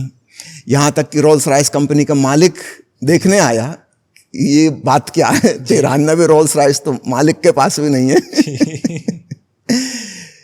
तो ओशो को तो एक गाड़ी रोज चलानी थी। शिष्यों की भावना ये थी कि 365 रोल्स रॉयस रहें, एक दिन के लिए एक, ताकि दोबारा 1 साल में ना यूज़ करनी पड़े। और फिर हमारे कलाकार थे सन्यासीगण, उन्होंने इतने सुंदर सुंदर पेंट किए थे गाड़ियों को, खूबसूरत कलरफुल रोल्स रॉयस बना दी थी। इसलिए वो रोल्स रॉयस का मालिक भी देखने आया था कि ये क्या रंग बिरंगी गाड़ियाँ यहाँ हो गई, बड़ी खूबसूरत हो गई। तो बेसिकली ये सारी गिफ्ट्स थी, क्योंकि ये भी बड़ी कंट्रोवर्सीज आई कि ओशो मतलब मनी को इस तरह से वो कर रहे थे, इतना बैंक बना रहे थे, गाड़ियाँ आ रही थी, सब हो रहा था। मैं आपको बता दूं, ओशो के पास एक पैसा नहीं था कभी। जब तक नौकरी करते थे तब तक उनको सैलरी मिल रही थी, इसके बाद उनके पास कभी एक पैसा नहीं रहा। उनके नाम का कोई बैंक बैलेंस ही नहीं है, ना ही उनके नाम की कोई ज़मीन है, ना कोई मकान है, ना कुछ भी नहीं है, है ना। वो एक गेस्ट की तरह रहते थे, और जहाँ वो रहते थे उसको हम लोग गेस्ट हाउस ही पुकारते थे, जो भी मकान में वो रहते थे। वो एक मेहमान थे। चिदविलास मेडिटेशन सेंटर, अमेरिका ने ओशो को वहाँ इनवाइट किया था, तो उनके मेहमान के रूप में गए थे।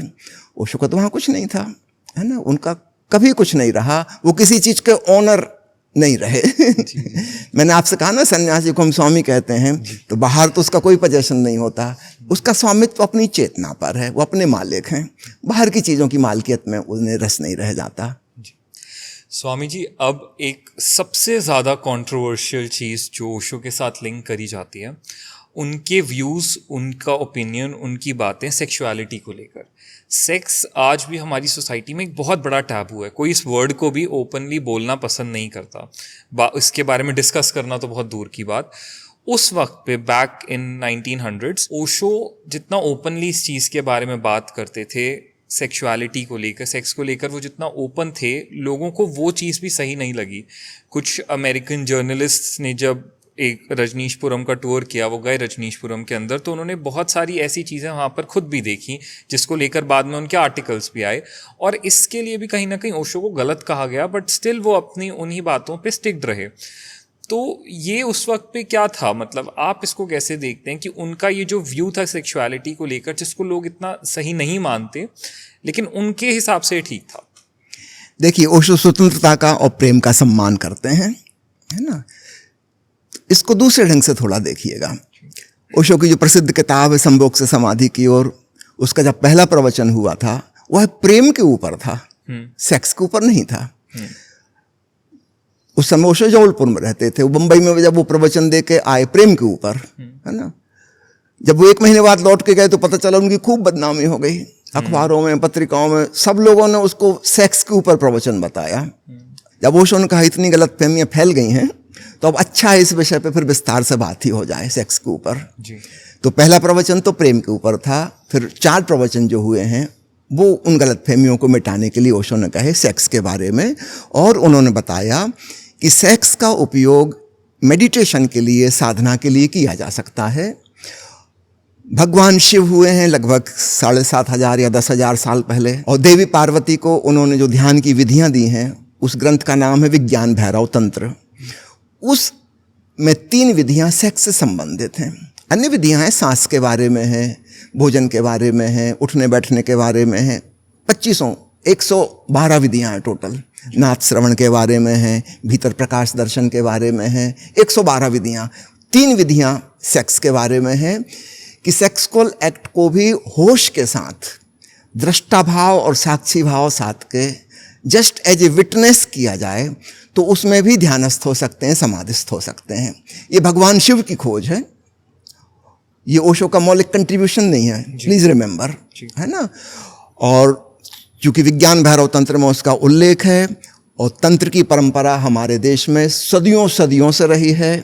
खजुराहो के मंदिर, कोणार्क के मंदिर, कभी विशालकाय मंदिर थे, है ना। और यह तंत्र परंपरा एक बहुत सुप्रसिद्ध परंपरा थी कि प्रेम के माध्यम से भी ध्यान में डूबा जा सकता है, समाधिस्थ हो सकते हैं, और शायद यह अन्य विधियों की तुलना में ज़्यादा सरल है। लेकिन उस जमाने के लोग सहज थे, सरल थे, स्वाभाविक थे, नैसर्गिक थे। कालांतर में जब भारत पर विदेशियों का आक्रमण हुआ, खासकर मुगल आए, वे सेक्सुअली सप्रेस्ड थे जी। वो अपनी स्त्रियों को बुर्के में ढांक कर रख रहे थे। भारत में ऐसी कोई प्रथा नहीं थी, पर्दा प्रथा। आप पुराने कोई भी वेद पढ़ें या उपनिषद पढ़ें, उसमें उपनिषद के ऋषि भी शादीशुदा हैं, उनके भी बच्चे हैं, गुरुकुल में रहते हैं। भारत में सेक्स कभी भी सप्रेस्ड नहीं था, टैबू नहीं था जी। आप हिंदू धर्म के पुराने हिसाब को देखें तो।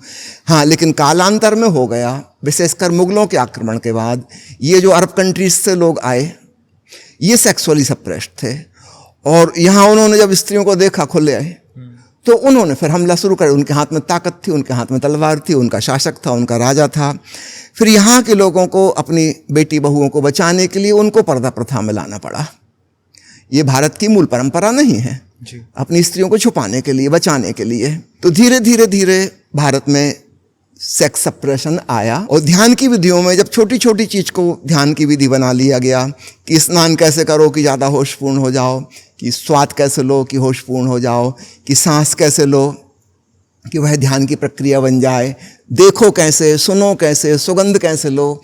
जब हर चीज को बना लिया गया ध्यान का एक उपाय, तो स्वाभाविक रूप से प्रेम की प्रक्रिया को भी ध्यान का उपाय बनाया जाएगा जी। तो विज्ञान भैरव तंत्र में वह बात इंक्लूड है, और ओशो ने विज्ञान भैरव तंत्र के इस सूत्र की विस्तृत चर्चा की 4 प्रवचनों में। इसके अलावा जब उन्होंने विज्ञान भैरव तंत्र पर 80 प्रवचन दिए जी। तो उसमें इन 3 विधियों की पुनः अंग्रेजी में चर्चा है। आप खूब अच्छे से पढ़ लीजिए। इसमें कहीं भी सेक्स को प्रमोट नहीं किया जा रहा है, बल्कि कहा जा रहा है कि सेक्स एक बीज है, अगर वह अंकुरित हो जाए तो प्रेम बन जाएगा, और अगर वह पुष्पित पल्लवित हो जाए, वृक्ष बन जाए बड़ा, तो वह प्रार्थना बन जाएगा, वह दिव्यता और भगवत्ता में जाने का द्वार बन जाएगा। हमारी जो जीवन ऊर्जा है, बजाय उसे सेक्सुअल एनर्जी कहने के हम लाइफ एनर्जी कहें, क्योंकि कंडेमनेटरी लेबल लगा देने से फिर हम उसके प्रति सजग नहीं हो पाते। अगर किसी व्यक्ति के मन में काम के प्रति घृणा है, नफरत है, आलोचना है, निंदा है, तो फिर वो सेल्फ कंडमनेशन से और गिल्ट फीलिंग से भर जाएगा, वह ध्यानपूर्ण नहीं हो सकता। ध्यानपूर्ण होने का मतलब होशपूर्ण। तो हम जिस चीज की निंदा करते हैं, एक दूसरा उदाहरण, मान लो मैं क्रोध को गलत मानता हूं, क्रोध नहीं होना चाहिए, खराब चीज है, पाप है, नहीं होनी चाहिए।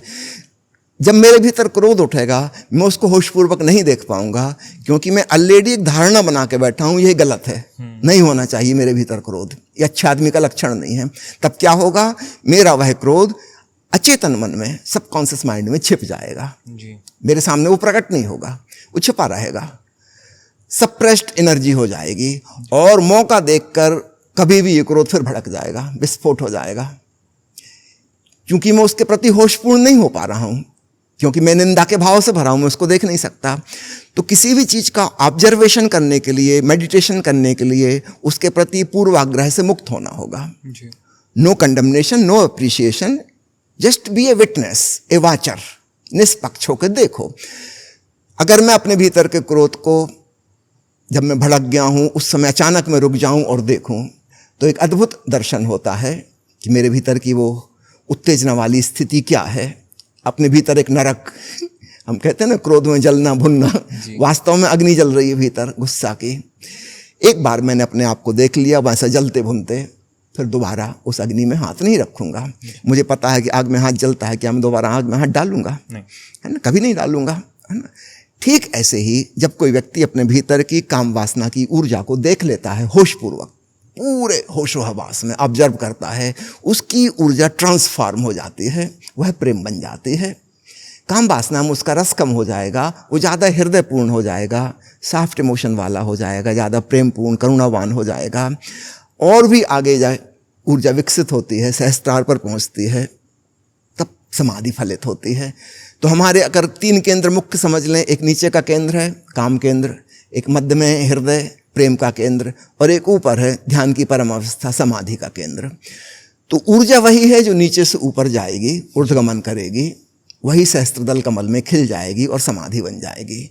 जब ओशो कह रहे हैं समाधि, संभोग से समाधि की ओर, इसको आप दूसरे शब्दावली में रखिए। अगर मैं कहूँ गरीबी से अमीरी की ओर, तो बताइए मैं गरीबी के पक्ष में हूँ कि अमीरी के पक्ष में? अमीरी के पक्ष में हूँ। अगर मैं कहूँ अशिक्षा से शिक्षा की ओर, गांव से शहर की ओर, आदिवासी से सभ्यता की ओर, तो किसके पक्ष में हूँ? सभ्यता के पक्ष में हूँ, संस्कृति के पक्ष में हूँ, है ना। वहां से मूव करना है, ठीक है। अभी हम हैं वहां, लेकिन हमें जाना कहाँ है, लक्ष्य क्या है, ऊपर की वाली बात है। मैं एक डॉक्टर हूँ, अगर मैं किसी से कहूँ कि बीमारी से स्वास्थ्य की ओर, किताब का टाइटल है, इससे आप क्या गलतफहमी लगाएंगे? मैं बीमारी के पक्ष में हूँ, बीमारी भड़का रहा हूँ मैं तो बता रहा हूं कि बीमारी क्या है और कैसे स्वस्थ हुआ जाए, स्वास्थ्य का उपाय बताऊंगा। ठीक ऐसे ही संभोग से समाधि की ओर किताब है। सेक्स हमारी वस्तु स्थिति है, प्रकृति ने हमको दी है वह शक्ति, वहां हम हैं, इसको एक्सेप्ट करें, स्वीकार करें। हाँ, इससे आगे बढ़ना है और आगे बढ़ने का उपाय ध्यान की प्रक्रिया है, हम उसके प्रति सजग हों। इतनी छोटी सी बात है, अब इसमें कोई कितना ही कंफ्यूजन खड़ा कर ले, गलत फहमियाँ फैला दे। दूसरी बात आपने अमेरिका की पूछी है। देखिए, अमेरिका में वहाँ के आज के कल्चर में एक सामान्य सी बात है, नदियों के किनारे, सागर तट पर, झीलों के किनारे न्यूडिस्ट क्लब होते हैं। शहर में भी होते हैं न्यूडिस्ट क्लब, जहाँ लोग नग्न रहते हैं, स्त्री पुरुष सभी, अपनी मर्जी से, अपनी स्वेच्छा से, है ना। और ये व्यक्ति की स्वतंत्रता है, उसका अधिकार है। वो किसी को दिखावा नहीं कर रहा, कोई एग्जीबिशन नहीं कर रहा है, लेकिन एक भवन के अंदर, एक क्लब के अंदर, है ना, एक रिजर्व्ड एरिया में उनका अधिकार है अपनी मर्जी से, अगर कोई नग्न हो रहा है तो अमेरिका में एक सामान्य सी बात है। रजनीशपुरम अमेरिका का हिस्सा था, वहीं के कल्चर में बड़ा हुआ, तो नेचुरली वहाँ की जो चीज़ें थी वहाँ पर भी थी। तो वहाँ पर 2 बड़ी बड़ी झील बनाई गई थी। एक झील का नाम था कृष्णमूर्ति लेक, दूसरी का नाम था पतंजलि झील, है ना। और इन झीलों के किनारे न्यूड क्लब वाला एरिया चुना गया था। स्पेशल वहाँ पर हर कोई नहीं जा सकता था, जो उसमें स्वेच्छा से जाना चाहता है, केवल वही लोग जा सकते थे। तो लोग छुट्टी के समय एंजॉय करते थे, कुछ लोग जिनको शौक है। मैं तो कभी नहीं गया, मुझे नहीं पता वहाँ के बारे में। यहाँ तक कि कोई पत्रकार भी अगर आता था तो उसको एक शर्त पर जाने देते थे कि भाई वहाँ की शर्त है न्यूड होकर ही जाना है, तो आपको भी न्यूड होकर जाना होगा। भारत से भी एक पत्रकार गए थे, इलस्ट्रेट वीकली के संपादक उस समय के, है ना, तो उनको भी वही शर्त रखी गई थी, गए थे वो अपना कैमरा लेके। उस शर्त के अंदर, उस क्लब के अंदर, उसकी पॉलिसी के तहत जाना होगा। किसी क्लब की पॉलिसी होती है कि रेड टाई पहनना है, तो सब लोग रेड टाई पहनते फॉलो करते हैं। कहीं पे कि आज ब्लू जीन्स पहन के आना है, तो उस पार्टी में सब लोग ब्लू जीन्स पहन के आएंगे।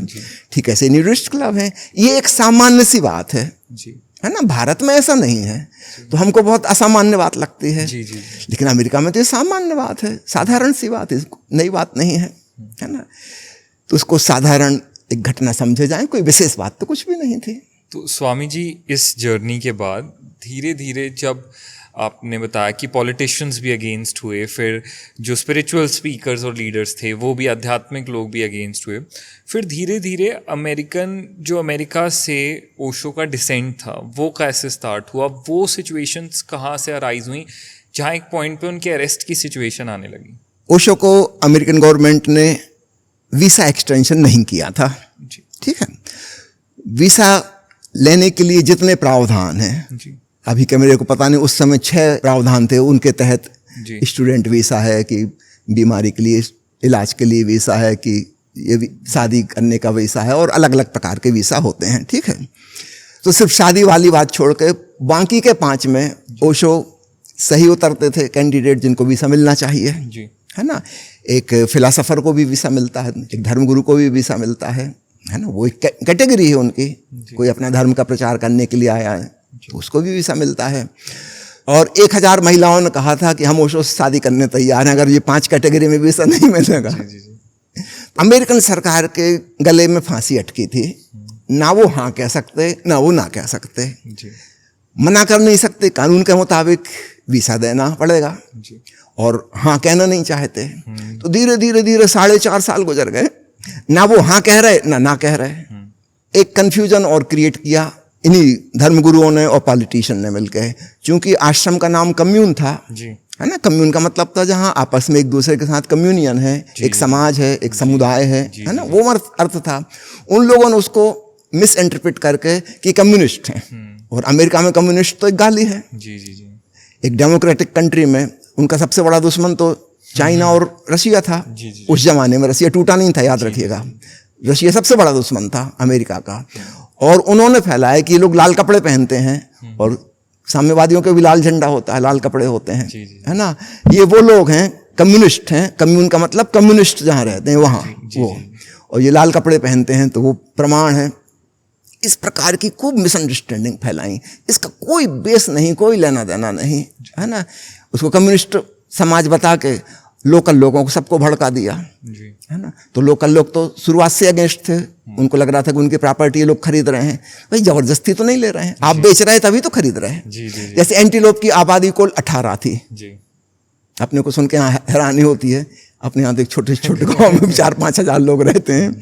एंटीलोप शहर की आबादी केवल 18 थी, 18, ओके है ना।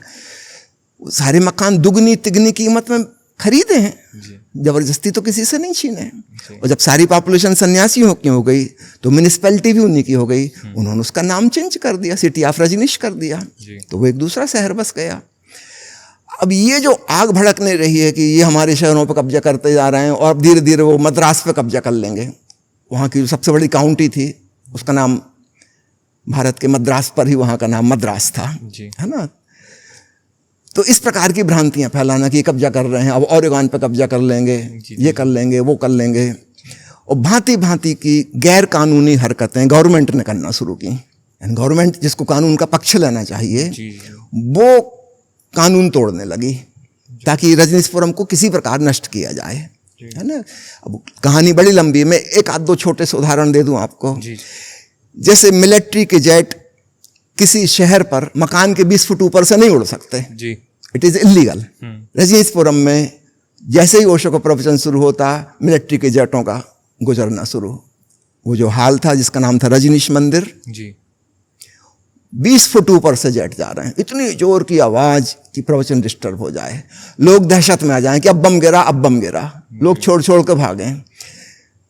अब ये गैर कानूनी है जी ना, ये नहीं करना चाहिए, जी है ना। लेकिन फिर भी कोई दहशत में नहीं आ रहा कोई छोड़ कर नहीं जा रहा, जी है ना। ये तो वो लोग हैं जो अपना सब कुछ छोड़ के यहाँ आए हैं, जी है ना। वो तो समर्पित हैं, डेडिकेटेड हैं ओशो के प्रति, वो तो तैयार है मरने के लिए।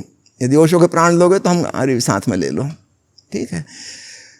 5,000 लोग मरने को तैयार हैं, अब गवर्नमेंट मार भी नहीं सकती, बम भी नहीं गिरा सकती, तो बदनामी होगी कि कैसी प्रजातांत्रिक सरकार है। जी किस बात पे मारा, जी कुछ प्रमाण भी तो होने चाहिए, कुछ किस बात पे। जी 5,000 निर्दोष लोग वहां रह रहे हैं, अपना काम धाम कर रहे हैं, अपना शहर बसा रहे हैं, नाचते हैं, कीर्तन करते हैं, ओशो गुजरते हैं, उनको प्रणाम करते हैं, ये तो उनकी एक्टिविटी है। इसमें क्या गलत, कौन सी चीज गलत हो रही है ना। इन किसी प्रकार दहशत पैदा कर गए, जैसे यहाँ पे मुरारजी देसाई सरकार ने की थी दहशत पैदा, जी, जी। आग लगा के, बम फोड़ के, छुरा फिकवा के, ऐसी वहां पे भांति भांति की दहशत पैदा शुरू की उन्होंने ताकि लोग यहाँ से जाएं।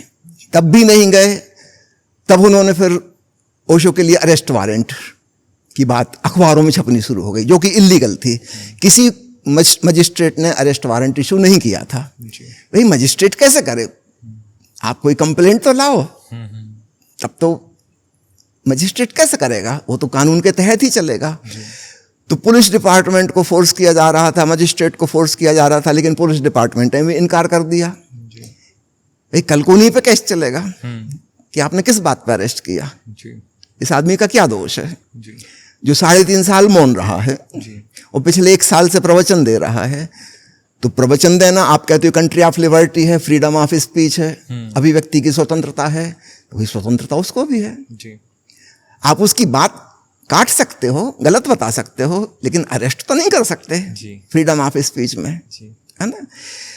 तो गवर्नमेंट के पास ऐसा कोई भी क्लू नहीं था, लेकिन उनने तय कर लिया था कि इस शहर को नष्ट करना ही करना है, चाहे कुछ भी हो जाए, ओशो को यहाँ से उखाड़ना है ना। तो फाइनल ये हुआ कि उन्होंने मिलिट्री वालों से कहा कि ओशो को अरेस्ट करो, क्योंकि मिलिट्री को फिर वारंट की जरूरत नहीं है। तो ओशो को बिना वारंट के गिरफ्तार किया गया। याद रखिएगा, बिना वारंट के, इट वाज इलीगल एक्शन, है ना। और मिलिट्री वाले तो कुछ भी कर सकते हैं।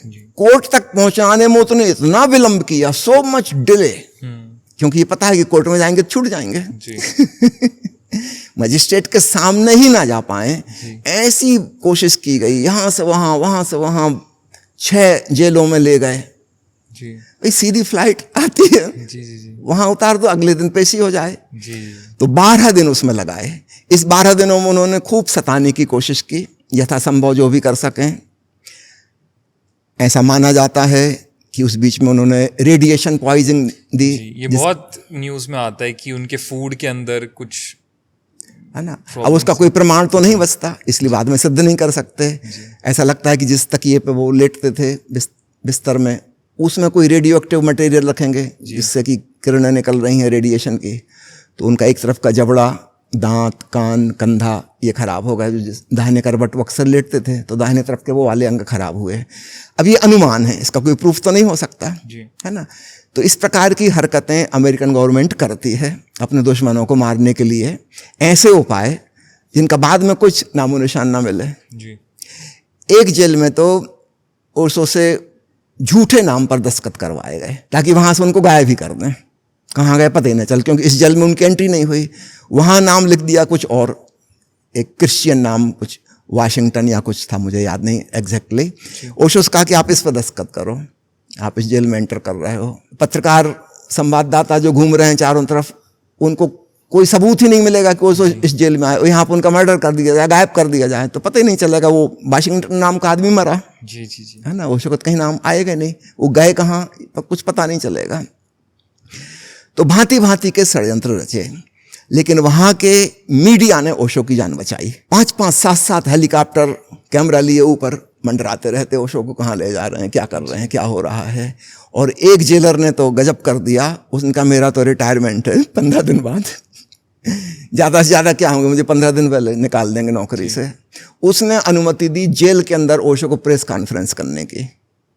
उसने कहा भगवान, मैं आपको भली भांति जानता हूँ, आप बिल्कुल निर्दोष हैं, है ना, और हमको जो ऊपर से आदेश आए हैं बिल्कुल गैर कानूनी ढंग से आपको प्रताड़ना देने के आदेश हैं, तो वो तो मैं करूँगा ही नहीं। तो वो एक अमेरिकन जेलर था, अमेरिकन जेलर, है ना। उसने वहाँ पे अंदर प्रेस कॉन्फ्रेंस करवाई, जैसे हिस्टोरिकल, आज तक जेल में कोई प्रेस कॉन्फ्रेंस नहीं हुई है जी। उस जेलर ने कहा मुझे भली भांति पता है आप बिल्कुल सही हैं जी, है ना।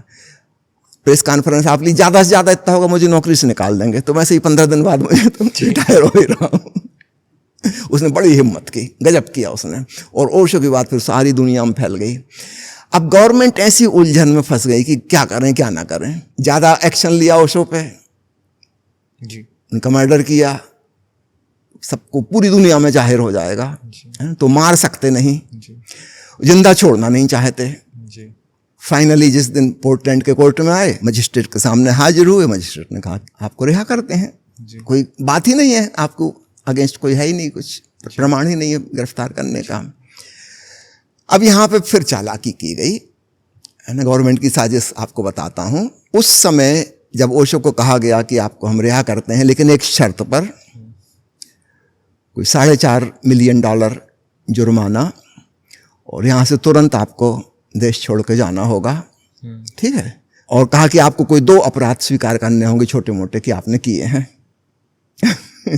अब कितने मजे की बात है, ओशो ने जो स्वीकार किया है उसमें, है ना, कि मैंने किसी की शादी करवाई थी। तो ओशो तो शादी के सख्त खिलाफ, वो कहाँ किसी की शादी करवाएंगे। उन्होंने कहा ठीक है मैंने करवाई थी, स्वीकार कर लेता हूँ। एक और कुछ स्वीकार कर लिया। जज ने खुद ही कहा कि आप कोई 2 छोटी मोटी बातें स्वीकार कर लीजिए कि आपने किया था, हम आपसे जुर्माना ले लेंगे और आप देश छोड़कर चले जाइए। ओशो के वकील ने भी उनको यही सलाह दी कि आप ऐसा कर लीजिए, वरना गवर्नमेंट की तरफ से जो संदेश मिले हैं वो है कि ये तो बुलडोजर चलाएंगे, 5,000 लोग मारे जाएंगे जी, है ना, क्योंकि वो हटने वाले नहीं अपनी जगह से जी। तो ओशो के जो वकील थे सन्यासी, निरेन उनका नाम था, स्वामी निरेन, उन्होंने सलाह दी कि भगवान सबसे अच्छा यही है, ये जो कह रहे हैं इसको एक्सेप्ट करके आप यहाँ से चले जाइए, है ना, क्योंकि किसी प्रकार वहाँ तो ख़त्म करेंगे वो हमको बख्शने वाले नहीं हैं, इतने नाराज हैं, है ना। फिर ओशो ने वैसा ही किया। वो अचानक इतना बड़ा जुर्माना आज तक अमेरिका में किसी के ऊपर नहीं किया गया है, एक निर्दोष व्यक्ति के ऊपर किया गया। लेकिन संयोग की बात, माँ प्रेमहास्या जो उस समय ओशो की सेक्रेटरी थी जी, वो बहुत अमीर थी जी, वो वहाँ की बॉलीवुड की फिल्म मेकर हैं, है ना। उन्होंने तुरंत कैश ट्रांजैक्शन किया बैंक से $4.5 मिलियन। जज भी हैरान था, वो सोच रहे थे कि इसमें फंस जाएंगे, इतना पैसा अचानक कहाँ से लाएंगे जी, है ना। वो दिया, ओशो के वहाँ से जाने का इंतजाम किया। अब जाने के पहले कोर्ट से ओशो को जेल जाना था, वहाँ जहाँ उनके कपड़े वगैरह थे वो उठाने के लिए। जब ओशो वहाँ पहुँचे जेल, है ना। वहां उन्होंने देखा कि नीचे का पूरा फ्लोर खाली, जितने कैदी थे कोई भी नहीं है। ये बड़ी अजीब सी बात थी, जी कहाँ गए सारे कैदी। खैर उस समय ये वाली बात दिखी जरूर, जी जी लेकिन उस पर इतना नोटिस नहीं किया गया कि होगी कोई बात। वो तो 5 मिनट के लिए आए थे, अपने कपड़े वहां से वापस लेके वो चले जाएंगे वहां से, जो भी दस्तखत खाना पूर्ति होनी फॉर्म पे। जी अब हुआ ये कि वहां पे गवर्नमेंट ने बम लगा के रखे थे, टाइम बम। जी ओशो की जिस सेल में ओशो बंद थे, और उनका अनुमान था कि इनको कोर्ट से आने में 2 घंटे लगेंगे, क्योंकि वो $4.5 मिलियन अचानक कहाँ से देंगे। जी, जी, naturally it will take time, या लेकिन वहां सब 1 मिनट में हो गया। जी जी जी तो इन्होंने 2 घंटे बाद का बम लगा के रखा था जी वहां पे ओशो को उड़ाने के लिए, और इसलिए वो पूरा फ्लोर खाली था ताकि अन्य कोई कैदी ना मरे। जी तो ओशो जब वहां से बाहर निकले, उसकी थोड़ी देर बाद बम विस्फोट हुआ। जी सारे मीडिया में यह बात छा गई कि गवर्नमेंट हत्यारी सरकार है ये, जी है ना। ये संयोग की बात है, अस्तित्व की मेहरबानी कहो, इसको मैं प्रभु कृपा कहता हूं, है ना, कि ओशो को कैसे बाल बाल बचाया कुछ मिनट की देरी से। जी उनका जो अनुमान था वो कब आएंगे कब जाएंगे, वो अनुमान से 5 मिनट पहले 10 मिनट पहले सब हो गया, तो ओशो बच गए। ठीक है, तो इससे आप समझ सकते हैं वहाँ की सरकार और वहाँ के ऑरेगानियन लोकल जी कॉमन मासेस, भीड़ की बात कर रहा हूँ मैं। जी, जी, जी। जो इंटेलिजेंट वर्ग था वो ओशो के पक्ष में था, जी। लेकिन भीड़ तो इंटेलिजेंट लोगों की नहीं होती, भीड़ तो भेड़ चाल चलती है, जी, जी। है ना। तो वहाँ तो कोई कह दो कि ईसाई धर्म के खिलाफ है, बस पर्याप्त भड़काने के लिए लोगों को। तो वो भीड़ खिलाफ थी, राजनेता खिलाफ थे, धर्मगुरु खिलाफ थे, इंटेलिजेंट आदमी ओशो के पक्ष में था। तो स्वामी जी अब जेल से रिहा होने के बाद फिर अब ओशो के जो फाइनल डेज थे उन पे आते हैं, वो कैसे थे, वो कैसे गए? इस बीच में ओशो ने 21 देशों की यात्राएं की, जी जगह जगह कोशिश की कि अमेरिका को तब छोड़ना अमेरिका पड़ा। को छोड़ के जी पहले भारत आए, है ना, नेपाल गए, जी। उसके बाद 21 देश और गए, तथाकथित प्रजातांत्रिक देश। जी लेकिन अमेरिका के प्रेशर में, जी दबाव में किसी ने हिम्मत नहीं की कि ओशो को जगह दे सकें, जी है ना। अंततः मजबूरी में 1986 में उनको भारत वापस आना पड़ा। जी लगभग 6 महीने वो मुंबई में रुके, जी और उसके बाद फिर पूना आश्रम में आए 1987 की जनवरी में। जी 1990 में उन्होंने शरीर त्यागा। तो जो ओशो के कुछ आखिरी दिन थे इस दुनिया में, उस वक्त पे क्या चल रहा था उनके आसपास? वो क्या कह रहे थे या वो क्या महसूस कर रहे थे? आप यकीनन उनके आसपास होंगे उन दिनों में, तो वो आखिरी के कुछ दिन कैसे थे? देखिए, मैं उस समय मध्य प्रदेश में बिरला की एक कंपनी में सर्विस किया करता था, मेरी पत्नी भी वहीं जॉब किया करती थी। हम दोनों को इस प्रकार का स्वप्न आना शुरू हुआ करीब 1 साल पहले कि ओशो शरीर से विदा होने वाले हैं। और हमारे एक मित्र थे वहाँ, उनका बेटा था, वह भी सन्यासी हुआ बाद में, उसका नाम है स्वामी प्रेम अन्वेषी, अभी दिल्ली में ही रहते हैं वो, कभी आप उनका भी इंटरव्यू लीजिएगा। उस समय वो स्टूडेंट था, हाई स्कूल में पढ़ता था। उस समय वो पढ़ने के लिए चेन्नई गया था, इंजीनियरिंग पढ़ने के लिए। उसने एक दिन आया रोते रोते, मैं हॉस्पिटल में काम करता था, वो आया मेरे पास रोते रोते, बोला कि डॉक्टर साहब एक बहुत बुरी बात मैं बताने जा रहा हूँ, और यहाँ नहीं बताऊँगा, आप घर चलिए, मैडम के सामने बताएंगे। कहा चलो। हम जब काम ख़त्म हुआ उसके साथ गए, घर आके उसने बताया कि उसने विजन देखा है। अब वो तारीख तो उसमें नहीं है, लेकिन ओशो ने शरीर छोड़ दिया है। जी उनके पार्थिव देह को बुद्धा हाल में रखा गया है। सभी लोग सफ़ेद रंग के कपड़े पहने हैं और बड़ा सेलिब्रेशन हो रहा है, उत्सव मनाया जा रहा है, और ओशो के शरीर से प्रकाश निकल रहा है, और फिर शमशान घाट में उनकी देह को जलाया जा रहा है। यह दृश्य उसने देखा। अब इसमें कोई तारीख और समय तो नहीं है कब होगा ये। सफ़ेद कपड़े वाली बात विचित्र थी, क्योंकि ऐसा तो कोई था ही नहीं। जी उस समय ओशो ने मना कर दिया था कि सब लोग सिविल ड्रेस पहने, सामान्य पैंट शर्ट साड़ी, जैसे सब लोग कपड़े पहनते वैसे कपड़े पहने। वो माला भी मना कर दिया था, और खास गाउन पहनना भी मना कर दिया था, ऑरेंज कलर भी बंद करवा दिया था सब, ताकि सन्यासी अलग से पहचान ना आए। क्योंकि सारी गवर्नमेंटें अभी भी अमेरिका के प्रेशर में विदेशी सन्यासियों को वीसा नहीं दे रही थी। तो जहाँ उन्होंने देखा माला और लाल कपड़े, वहाँ वीसा कैंसिल। तो उसने कहा वो कपड़े छोड़ दो, माला भी छोड़ दो, किसी को पता ही ना चले, गो अंडरग्राउंड, जी। है ना, छुप जाओ। तो हमने उससे कहा कि प्रेम, ये सफ़ेद कपड़े वाली बात तो कैसे? उसने कहा मैंने तो यही दृश्य देखा, सारे सन्यासी सफ़ेद कपड़े पहने हैं।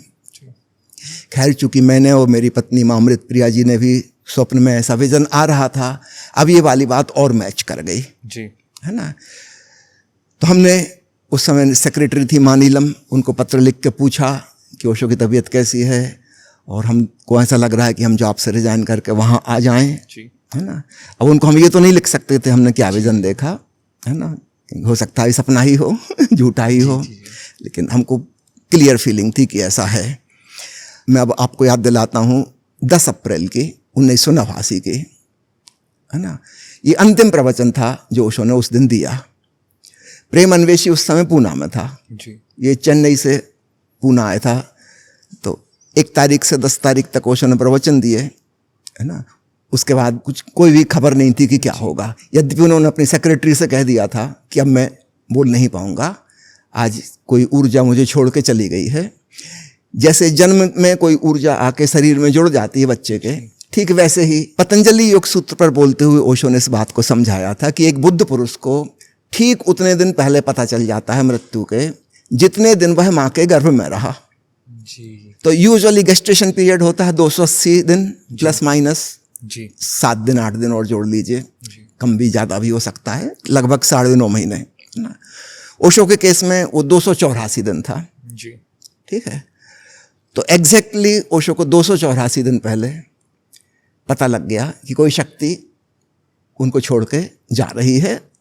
जैसे धीरे धीरे निर्माण होता है, ऐसे धीरे धीरे विसर्जन होता है। ओशो ने वाली बात खूब डिटेल में समझाई हुई है, जी। है ना। तो ओशो ने 10 अप्रैल को जब वापस अपनी कार में बैठ रहे थे, उस समय जो ड्राइव कर रही थी उस महिला को कहा कि आज, और उसने कहा कि मैंने भी देखा है कुछ जाते हुए, जी। जैसे आपकी नाभि से कुछ निकल के चला गया, है ना, एक सडन चेंज, जी। है ना। ओशो ने कहा तुमने ठीक देखा है, इसके बाद मैं बोल नहीं पाऊंगा, है ना। लेकिन ये बात पब्लिक नहीं की गई थी उस समय, बाद में किताब में छपी, है ना, हमको कुछ दिनों बाद पता चला। तो हम दोनों नौकरी से रिजाइन करके जब सितंबर में 89 में वहाँ पहुँचे, है ना, अब हम किसी से बात कह नहीं सकते थे, यद्यपि हमको क्लियर पता था क्योंकि पिछले 10 महीने में जितनी किताबें छपी और ओशो ने उनके सब टाइटल डाले, उसमें क्लियर था कि मैं जा रहा हूँ। मैं आपको 2-3 उदाहरण दूं, जैसे किताब का नाम है क्रांति बीज, उसमें सब टाइटल है मैं तो बो चला, बीजों की बात कर रहे हैं, मैं तो बो चला, तुम देखना कि बीज बीज ही ना रह जाए। किताब का नाम है पथ के प्रदीप, उसका उपशीर्षक है जला तो दिए हैं जलाए रखना। एक किताब के सब टाइटल उन्होंने डाला इधर से गुजरा था सोचा सलाम करता चलूं, ये किताब का टाइटल है। एक किताब का टाइटल है सुन सको तो सुनो, थोड़ी देर और पुकारूंगा फिर मैं चला जाऊंगा। It was so clear. और चूंकि मैं हिंदी प्रकाशन विभाग में काम करता था, तो ये सब मेरे सामने था, है ना, कि किताबों के नाम ओशो चेंज कर रहे हैं और क्लियर कट संदेश दे रहे हैं कि मैं जा रहा हूँ, है ना। और उस समय ओशो जो ध्यान कराते थे, बाद में उन्होंने प्रवचन देना बंद कर दिया था, आते थे ध्यान कराते थे।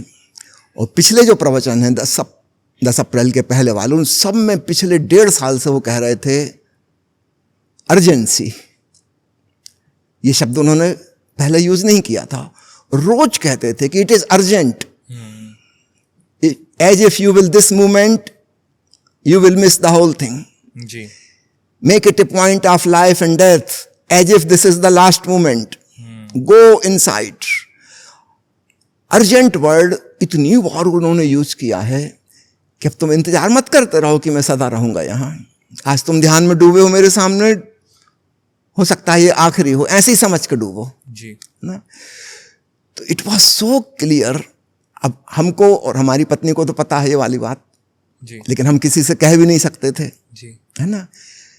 लेकिन हमको पता था ओशो जाने वाले हैं। फिर हमारे वहाँ पहुँचने के लगभग 1 महीने बाद एक दिन खबर आई, घोषणा की गई कि दिन के समय ध्यान करते हुए सब लोगों को मैरून रंग का गाउन पहनना है, बाहर सड़क पे जाके नहीं पहनना है, वहाँ सिविल ड्रेस पहने जब ध्यान कर रहे हैं, प्रवचन सुन रहे हैं उस समय। और शाम को जो होता है वाइट रोब मीटिंग, उसमें सफ़ेद कपड़े पहनने आना, उसका नाम ही रख दिया गया वाइट रोब ब्रदरहुड मीटिंग। जब ये सफ़ेद कपड़े वाली बात आई तब हमारा हृदय धक से रह गया। हमको तो 6 महीने पहले से पता था कि ओशो का जब अंतिम संस्कार होगा सब लोग सफ़ेद कपड़े पहने होंगे। अब और आखिरी में चलते हैं, शरीर त्यागने के लगभग 2 महीने या 2.5 महीने पहले ओशो ने कहना शुरू किया। खुद तो नहीं कहते थे, उनका सेक्रेटरी आके बताती कि उन्होंने कहा है कि यहाँ हाल में कोई व्यक्ति एक धीरे धीरे मंत्र पढ़ रहा है, उस मंत्र की ध्वनि की चोट मेरे नाभि केंद्र पर पड़ रही है, जो जीवन का केंद्र है ना, मेरा लाइफ सेंटर उससे अफेक्टेड हो रहा है, और अगर वो चोट करता रहा तो फिर मैं जीवित नहीं रह पाऊंगा। तो उस व्यक्ति को खोजो, कौन वह ध्वनि कर रहा है, और उससे विनती करो, रिक्वेस्ट करो कि यहाँ से वो जाए। अब इतनी बड़ी बात कि हमारे गुरु के प्राण हर रहा है कोई, हम सब लोग लग जाते सुनने में कि कौन सी आवाज़ आ रही है, लेकिन ऐसी कोई आवाज़ पकड़ में ना आती। मतलब ये ओशो की अर्जेंसी क्रिएट करने की एक डिवाइस थी। उस समय हमको नहीं पता था कि डिवाइस है, उस समय हम तो रियल समझ रहे हैं, बहुत सीरियसली ले रहे हैं, और इसलिए बहुत टेंशन में आ गए। तो जितना रिलैक्स होकर हम बैठते थे ध्यान में, अब वो भी संभव नहीं रहा। यद्यपि ओशो चाह रहे थे कि हम टोटल रिलैक्स हो जाएं और उस परमात्मा की ध्वनि ओम की संगीत को सुने, ये उनकी चाहत थी, जिसको अनाहत नाथ कहते हैं, एक ओंकार सतनाम कहते हैं, जापान के जैन फकीर जिसको sound of one hand clapping कहते हैं, हम वो सुने, है ना।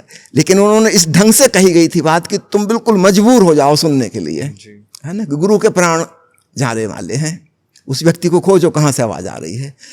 हम लोग कोशिश करते रहे, हम जगह बदल बदल के बैठे, आज यहाँ बैठे तो कल दूसरे दिन कहीं और बैठेंगे, वहाँ से पकड़ में आ जाए धीमी आवाज़ कौन कर रहा है, लेकिन ऐसी कोई आवाज़ पकड़ में ना आए, है ना। इस बात को खूब सीरियसली लिया गया, सब लोगों ने सीरियसली लिया कि बात ही सीरियस थी, है ना। कि हम सब लोग विफल रहे इसमें, और तब हम ये भी नहीं समझ पाए कि ओशो का इशारा क्या है। एक्चुअली वो क्या चाह रहे हैं कि तुम उस ध्वनि को सुनो जिसको सुन के समाधि लग जाती है ना, उसको ओंकार की ध्वनि कहते हैं। तो उस समय हमारी मैच्योरिटी, हमारी परिपक्वता, हमारी समझ इतनी नहीं थी, हम चूक गए। नहीं तो एक सामूहिक समाधि घटित हो सकती थी, 5000 लोग इकट्ठे समाधिस्थ हो जाते अगर वो सुन लेते तो, लेकिन ऐसा सौभाग्य नहीं हो पाया। लेकिन ओशो ने अपनी तरफ से पूरी कोशिश की। लास्ट मेडिटेशन टेक्निक उनकी ये है ओंकार श्रवण की, ठीक है। फिर 19 जनवरी को 1990 में ओशो ने देह त्यागी। उसके 2 दिन पहले तक 17 तारीख तक वो बुद्धा हाल में आए, सबको नमस्कार किया। वो वीडियो अभी भी अवेलेबल, उसका नाम है, टाइटल है दी लास्ट नमस्ते। ओशो बहुत देर तक नमस्ते करते रहे। उसको देख के लग रहा है कि उनको तो पता है ये लास्ट नमस्ते है ना। इसके बाद वो नहीं आ पाएंगे, चलने की स्थिति नहीं रह जाएगी यहाँ तक आने की। तो हम इस प्रक्रिया से गुजरे, इस प्रकार के हमारी भावनाएं उस समय रहीं। और चूंकि मैं पब्लिकेशन डिपार्टमेंट में काम करता था, मैंने ऑलरेडी वो 10-11 किताबों के टाइटल का एक लेख तैयार कर लिया था और 20 जनवरी को ही मैंने प्रेस रिलीज तैयार की और सारे अखबार वालों को भेजी कि ओशो को अपनी मृत्यु का ज्ञान काफ़ी पहले से था। जब ओशो ने प्रवचन माला दी थी, मैं मृत्यु सिखाता हूँ, एक किताब का टाइटल है, मैं मृत्यु सिखाता हूँ, उसमें ओशो ने बताया था कि जब पहली बार मेरी आत्मा शरीर से अलग हुई, उस समय वे सागर यूनिवर्सिटी में पढ़ा करते थे और एक पेड़ के ऊपर बैठकर रात को ध्यान करते थे। एक रात ऐसा हुआ कि भौतिक काया तो नीचे गिर गई, उनकी आत्मा ऊपर ही रह गई शाखा पे, और वो ऊपर से भौचक के देख रहे हैं कि क्या हुआ, खुद ही अपने शरीर को देख रहे हैं जैसे किसी और को देख रहे हों। अब समझ में ना आए कि क्या करें। सुबह हो गई, 2 गांव की महिलाएं ग्वालिन वहाँ से गुजरती थीं जो दूध लेके जाती थी हॉस्टल की तरफ। उन्होंने देखा कोई स्टूडेंट पड़ा है, बेहोश है कि मर गया कि क्या है, तो उत्सुकता वश आई। उन्होंने माथे पर हाथ रखा और जैसे ही उन्होंने टच किया वो आत्मा तुरंत नाभि से प्रवेश की और ओशो ने आंखें खोल दी, उठ के बैठ गए। इसके बाद ओशो कहते हैं वह घटना बारंबार घटी। अगले 6 महीने में करीब 6 बार हो गई। संयोग वसात हुई थी, प्री प्लान्ड नहीं थी, कुछ उसके बारे में पता भी नहीं था। और 6 महीने में समझ में आया कि जैसे ओशो कहते मेरी उम्र 10 साल बढ़ गई, मैं 25 साल का हूँ तो ऐसा लग रहा 35 का हो गया। उनकी छाती के बाल अचानक सफ़ेद हो गए, दाढ़ी में कुछ कुछ बाल सफ़ेद आने लगे। 6 महीने में ऐसा होना संभव नहीं था। फिर ओशो ने कहा है कि मैं जितना जी सकता था उससे 10 साल कम जीऊँगा। अगर मैं 70 साल जीता तो अब 60 ही साल जी पाऊँगा। ये उन्होंने कहा था बहुत पहले, है ना, 1967 की शायद ये वाली किताब है। उस समय उन्होंने कहा था कि मैं 70 की जगह 60 ही जी पाऊँगा। तो वो अनुमान जो इतने साल पहले लगाया था, अप्रॉक्सीमेटली वो सही निकला। 58 साल की उम्र में विदा हुए। तो स्वामी जी, अब उनके जाने के बाद तब से लेकर आज तक और अभी भी, अब अगर हम बात करें ओशो फ्रेग्रेंस की, जब हम एंटर कर रहे थे आश्रम के तब भी बाहर ओशो फ्रेग्रेंस के बारे में लिखा था। तो अब ओशो फ्रेग्रेंस को आपने कैसे अलाइव रखा है? ओशो के थॉट्स को, उनके विचारों को कैसे अभी भी लोगों के बीच में आप पहुंचा रहे हैं? और क्या अब इस वक्त ओशो फ्रेग्रेंस दुनिया को सिखा रहा है? महत्वपूर्ण सवाल आपने पूछा है। अभी तक तो पुरानी बातें हो गई, जी है ना। उससे तो किसी को कोई प्रेरणा या कुछ मिल नहीं सकता, सिर्फ कहानी ही है। सब चीज़ें कहानी हो जाती हैं। अब क्या हो रहा है यह ज़्यादा महत्वपूर्ण है जानने का। ओशो जो मूल शिक्षा हमें देखे गए हैं, जैसा कि मैंने कहा, उनकी अंतिम विधि थी ओंकार श्रवण की। हमारे भीतर आत्मा में एक संगीत गूंज रहा है जिसकी ध्वनि बहुत धीमी है। अत्यंत गौर से, संवेदनशील होकर, सजग होकर, प्रेम भाव से सुनेंगे तो सुनाई देगी। अगर जरा भी विचार आ गए, कोई तनाव आ गया, तो फिर वो नहीं सुनाई देगी। इतनी बारीक है। तो उसको सुनने के लिए ही ओशो ने समाधि का निर्माण करवाया पूना में, जो साउंड प्रूफ डबल ग्लास से बनी हुई, ताकि बाहर की कोई आवाज़ ना आए। एयर कंडीशन मशीन खूब दूर लगवाई ताकि उसकी आवाज़ भी वहाँ ना आए। और अंदर किसी को भी बोलने की, हिलने डुलने की अनुमति नहीं। एक बार आप एंटर कर गए 1 घंटे के लिए, फिर आप जिस आसन में बैठ गए एक बार कंफर्टेबल, फिर हिलना डुलना नहीं है, क्योंकि उतनी भी आवाज़ नहीं होनी चाहिए ताकि किसी को डिस्टर्ब ना हो। सब लोग अनहद नाद सुन पाएँ, समाधि में डूब पाएँ। इसलिए उसका नाम समाधि है। सिर्फ ओशो के अस्थि कलश रखने से नहीं, बल्कि समाधि में डूबने का इंतजाम है। अब इस बात का स्मरण रखते हुए ओशो फ्रेग्रेंस सर्वाधिक जोर इसी बात पे दे रही है कि ओशो की समस्त ध्यान विधियों का सार संक्षेप, जो क्लाइमैक्स है, टारगेट है, वो है अनहद नाद का श्रवण। अन्य ध्यान विधियां इस तरफ आने की मार्ग, पगडंडी देती हैं, रास्ता देती हैं, वो खुद टारगेट नहीं है। मान लो दूसरी विधियां, डायनेमिक मेडिटेशन है, कुंडलनी ध्यान है, नाद ब्रह्म ध्यान है, इत्यादि इत्यादि। इनके बारे में ओशो ने स्वयं कहा है कि ये ध्यान नहीं है। आपको हैरानी होगी सुन के, ये ओशो का वचन है, मैं जो कह रहा हूं कि dynamic meditation, kundalini meditation, Nada Brahma meditation, these are not really meditation. अंग्रेजी में है ये प्रवचन। हिंदी की किताब जो है ध्यान योग प्रथम और अंतिम मुक्ति, उसमें भी ये अनुवाद है कि ये ध्यान विधियां ध्यान नहीं हैं। ये तो साज बिठाने जैसे हैं। जैसे कोई तबलची तबला ठोंक रहा है, कोई वीणा वादक अपने तार कस रहा है, ढीला कर रहा है। शास्त्रीय संगीत का प्रोग्राम होता है ना, ओशो ने उदाहरण दिया शास्त्रीय संगीत का प्रोग्राम। कभी कभी विदेशी लोग आ जाते हैं सुनने के लिए, वो समझते हैं यही संगीत था। वो आधा घंटा में सोचते हैं कि हो गया संगीत खत्म, ताली बजा के चले। अभी तो संगीत शुरू नहीं हुआ, अभी तो साज तैयार किया जा रहा है। थोड़ी तार ट्यूनिंग में आ जाएं, तबला साथ में सुर मिल जाए, फिर संगीत शुरू होगा। ओशो का मेरी सारी ध्यान विधियां साज मिलाने जैसी हैं। असली संगीत जिस दिन शुरू होगा, तुम्हारी अंतरात्मा में गूंजता हुआ, that celestial music, that existential sound, cosmic sound, जो भी आप उसको नाम दें, जब तुम उसे अपने भीतर सुनोगे, फिर वो भीतर ही नहीं बाहर भी सर्वत्र मौजूद है। अंग्रेजी में एक शब्द परमात्मा के लिए ओमनी प्रेजेंट, उसका मीनिंग है प्रेजेंट लाइक ओम, यानी सर्वव्यापी, भीतर बाहर सर्वत्र, कण कण में भगवान। वह संगीत तुम्हें सुनाई देगा, वह लक्ष्य है ध्यान का। तो ओशो फ्रेग्रेंस का जो मेन पॉइंट है वो इस प्रकार की ध्यान विधियों को प्रस्तुत करना कि हर व्यक्ति अनहद नाद सुन पाए। अभी मैं कल ही सुबह मध्य प्रदेश से लौटा हूँ। सागर में एक 3 दिन का शिविर था। वहाँ पर टीवी में, यूट्यूब चैनल में, प्रिंट मीडिया में, सब में खूब कवरेज मिला, है ना। कोई 180 लोगों ने कैंप अटेंड किया। 2.5 दिन का कैंप था और 2.5 दिन में पूरे 180 लोगों ने अनहद नाद श्रवण कर लिया। जो मैं नहीं सुन पाया था ओशो के सम्मुख बैठकर, जी जी क्योंकि मैंने अपनी मनस्थिति बताई अच्छी नहीं थी, है ना, उस तनाव में नहीं हो सकता था, लेकिन अब वो 180 लोग सुन पाए, जी है ना। तो अब हम ये प्रयास कर रहे हैं अपने ध्यान शिविर के माध्यम से कि हर साधक नाद को पहले सुन ले, जी इसके बाद उसकी समझ बड़ी तेजी से डेवलप होगी और उसके लिए सारी विधियां बड़ी कारगर हो जाएंगी। अन्यथा अकेली विधि ऐसी हो जाती जैसे एक रास्ता है बिना मंजिल का, जी यानी टारगेट कहाँ, हमें पहुंचना कहाँ, ये पता ही नहीं, जी जी और हम एक मेडिटेशन टेक्निक कर रहे हैं और लक्ष्य का हमें पता ही नहीं है, जी है ना। तो फिर हम तो कभी पहुंच ही नहीं पाएंगे। तो लक्ष्य तो पता होना चाहिए, हमको जाना कहाँ है। उपनिषदों में एक उपनिषद है कठोपनिषद, जी जिसकी कहानी तो सब लोगों की सुनी हुई होगी कि नचिकेता का बाप उससे नाराज हो गया और यमराज को भेज दिया, गिफ्ट दे दिया। उसने पूछा था आप सब अपना दान कर रहे हैं, मैं भी आप कहूँ किसे दान करेंगे। बाप गुस्से में आ गया, उसने कहा मौत को। जी पहुंच गया वो। यमराज बाहर गए थे कहीं, उनकी पत्नी ने कहा बेटा बैठ विश्राम कर, खाना खा ले। उसने कहा नहीं, पहले जिस काम से आया हूँ वो हो जाए। 3 दिन ना उसने खाना खाया ना सोया, बैठा रहा। 3 दिन बाद जब यमराज आए, उसको देख पत्नी ने बताया कि लड़का 3 दिन से बैठा है। यमराज बहुत प्रसन्न हुए और उन्होंने कहा कि तू वरदान मांग ले, इन 3 दिनों के लिए 3 वरदान। जी तो ये कहानी तो सबको पता है, सुनी सुनाई है। अब असली पॉइंट पे आता हूँ। वो तीसरा वरदान नचिकेता ने क्या मांगा था, है ना।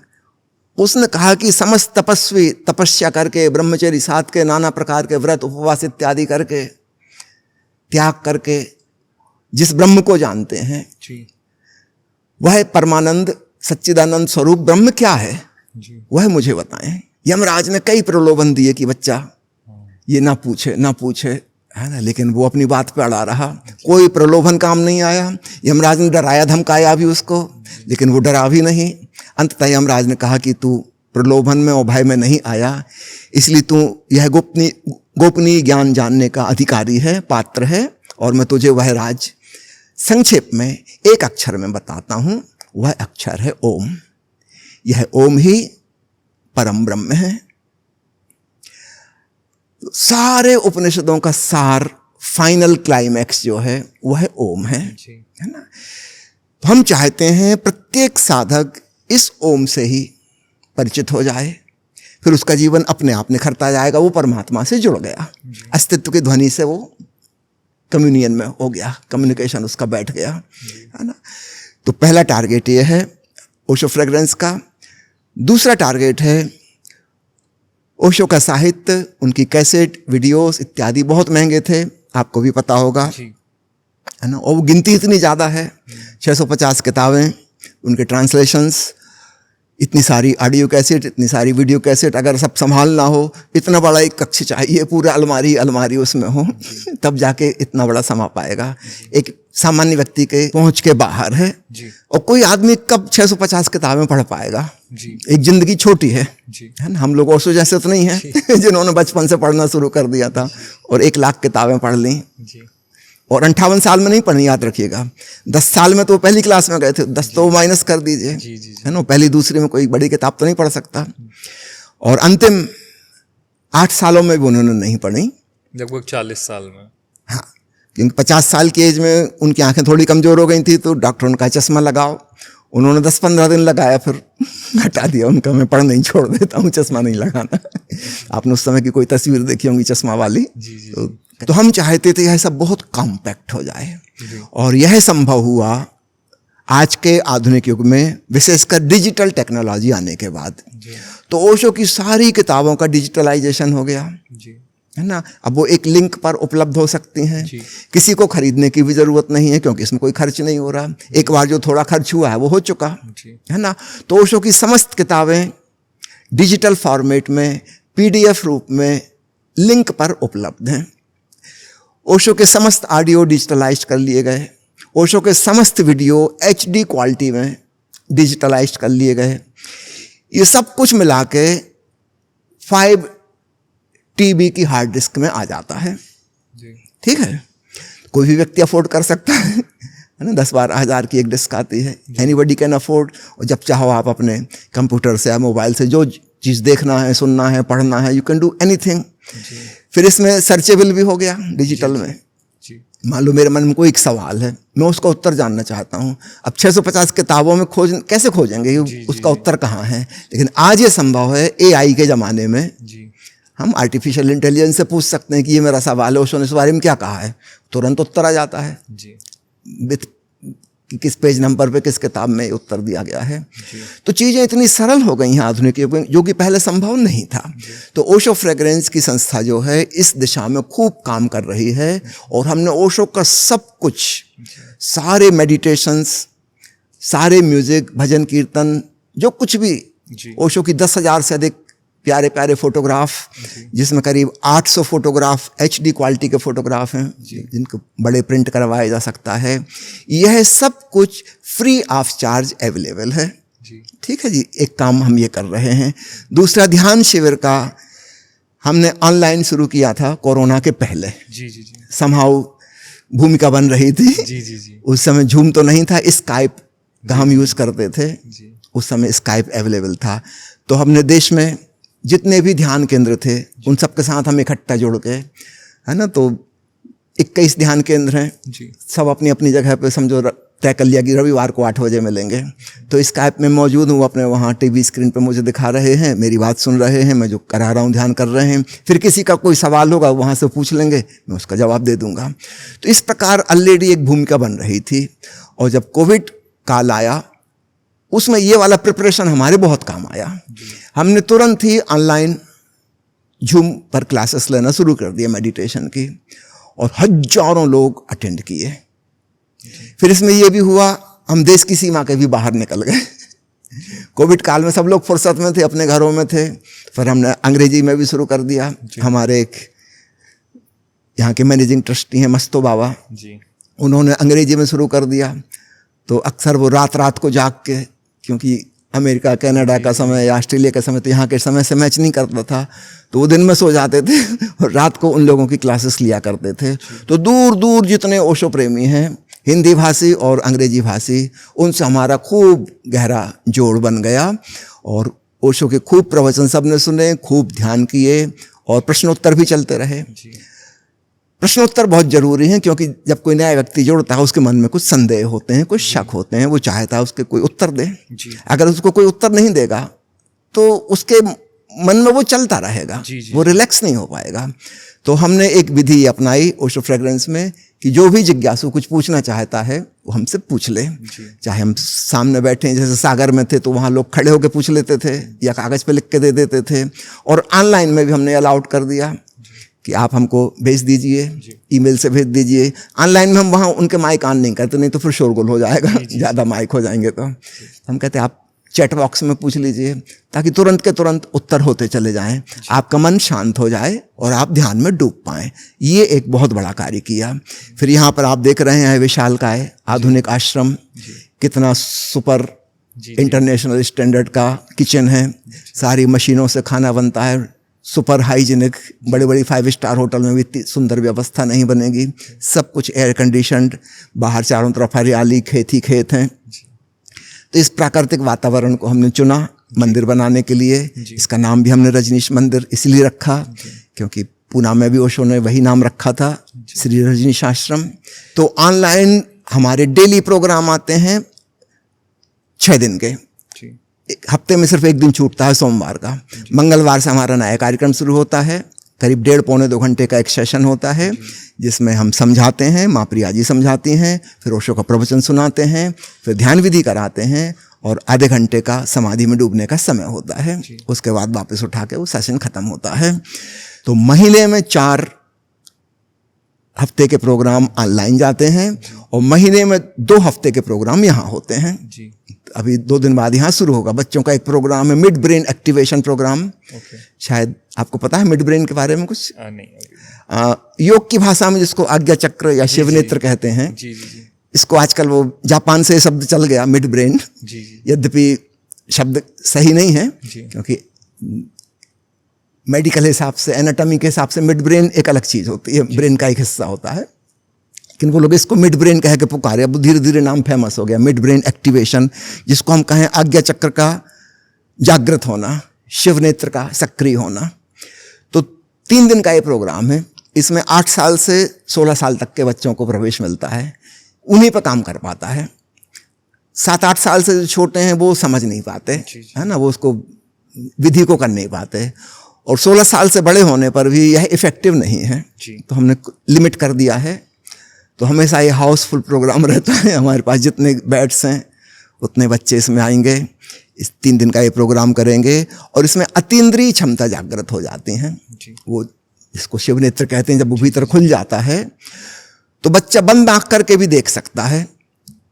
आप बंद आंख, उसकी आंखें बंद है, ऊपर से पट्टी बांध दी गई है, रुई लगा दी गई है, कपड़ा बांध दिया गया है, आप उसके सामने कुछ लाएंगे, किस रंग का है वो बता देगा, छू के बता देगा। उसके अंगुलियों में देखने की क्षमता आ गई। Something unbelievable, it's miracle like, लेकिन there is no miracle, it is scientific, है ना। हमारे दोनों आंखों के बीच में जो शिव नेत्र है ना, एनाटॉमी वालों से पूछेंगे वो कहेंगे वहाँ पिनियल ग्लैंड है, और पिनियल ग्लैंड में भी हिस्टोलॉजिकली वैसी ही सेल्स और टिश्यू हैं जैसी हमारी आंख की रेटिना में होते हैं। तो वो भी एक प्रकार की आंख ही है। तो शिव नेत्र कहना उसको ठीक है। उसमें एक्स्ट्रा सेंसरी परसेप्शन की क्षमता है ना। जैसे आप वो बच्चे आएंगे अभी, तो 3 दिन बाद उनका डेमो भी होगा, डेमोन्स्ट्रेशन। 3 दिन में उन्होंने क्या सीखा, तो मंच पे बुला के वो करवाएंगे प्रयोग। जैसे किसी बच्चे के पैर के पंजे के पीछे से ला के आप ताश का एक पत्ता रख दीजिए, पैर के पंजे से वो बता देगा कि कौन सा पत्ता है। इसके अलावा चूंकि हम महीने में 2 हफ्ते यहाँ रह रहे हैं, तो 2 हफ्ते हमारे पास खाली समय है, तो हम देश में और विदेशों में अलग अलग जगह का आकर मेडिटेशन कैंप लेते हैं।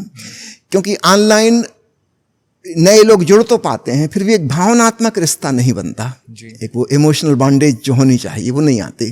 वो आमने सामने जब हो, है ना, मानो मैंने आपको टीवी में कितना ही देखा हो, फिर भी मैं आपके व्यक्तित्व से परिचित नहीं होता, लेकिन घंटा भर आपके साथ बैठ के आपने मुझे जाना, मैंने आपको जाना, एक दूसरे लेवल पे हमारी एक अंडरस्टैंडिंग डेवलप होती है। तो ये भी जरूरी है कि हम जगह जगह जाएं।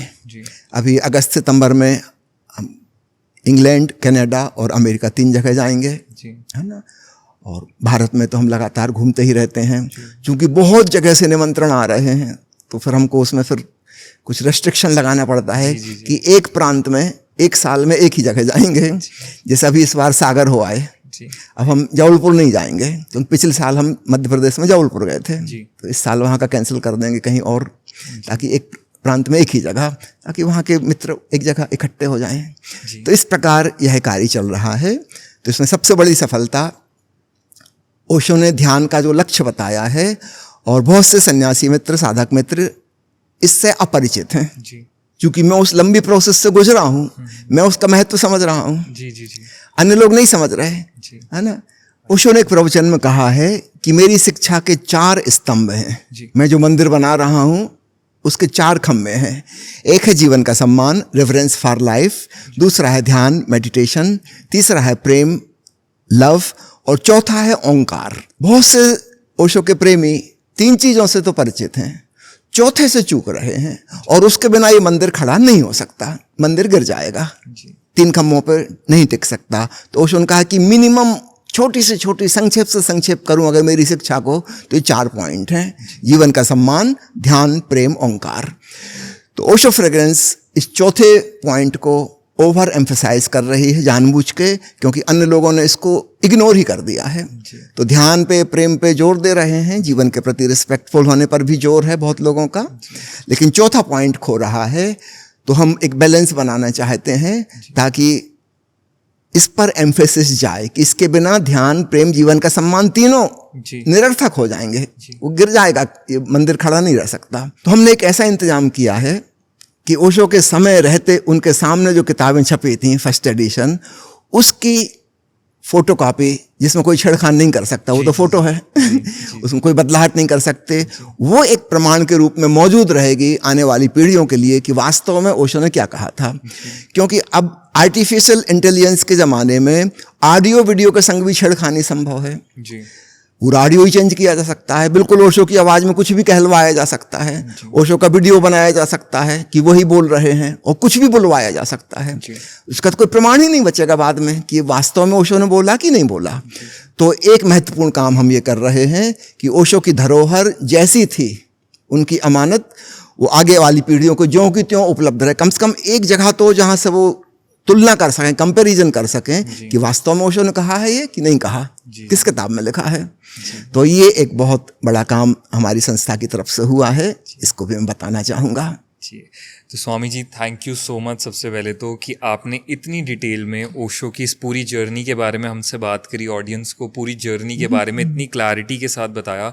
जो सोसाइटी में रूमर्स चल रहे थे, जो मिथ्स थे लोगों के दिमाग में, वो ऑफ कोर्स इस इंफॉर्मेशन से आज आपने जो जर्नी बताई उससे क्लियर आउट हुए होंगे, because you are his real brother. तो आई गेस फैमिली से जो डेफिनेटली इन्फॉर्मेशन आएगी वो फर्स्ट हैंड होगी एंड एकदम ओरिजिनल होगी, बाहर के किसी भी सोर्स के comparatively. So thank you so much आपके टाइम के लिए। मैं भी आपको बहुत बहुत धन्यवाद देता हूँ। आपके चैनल के माध्यम से ये सारी बातें लोगों तक पहुँच सकेंगी। आपका भी बहुत बहुत धन्यवाद। जय ओशो। Thank you.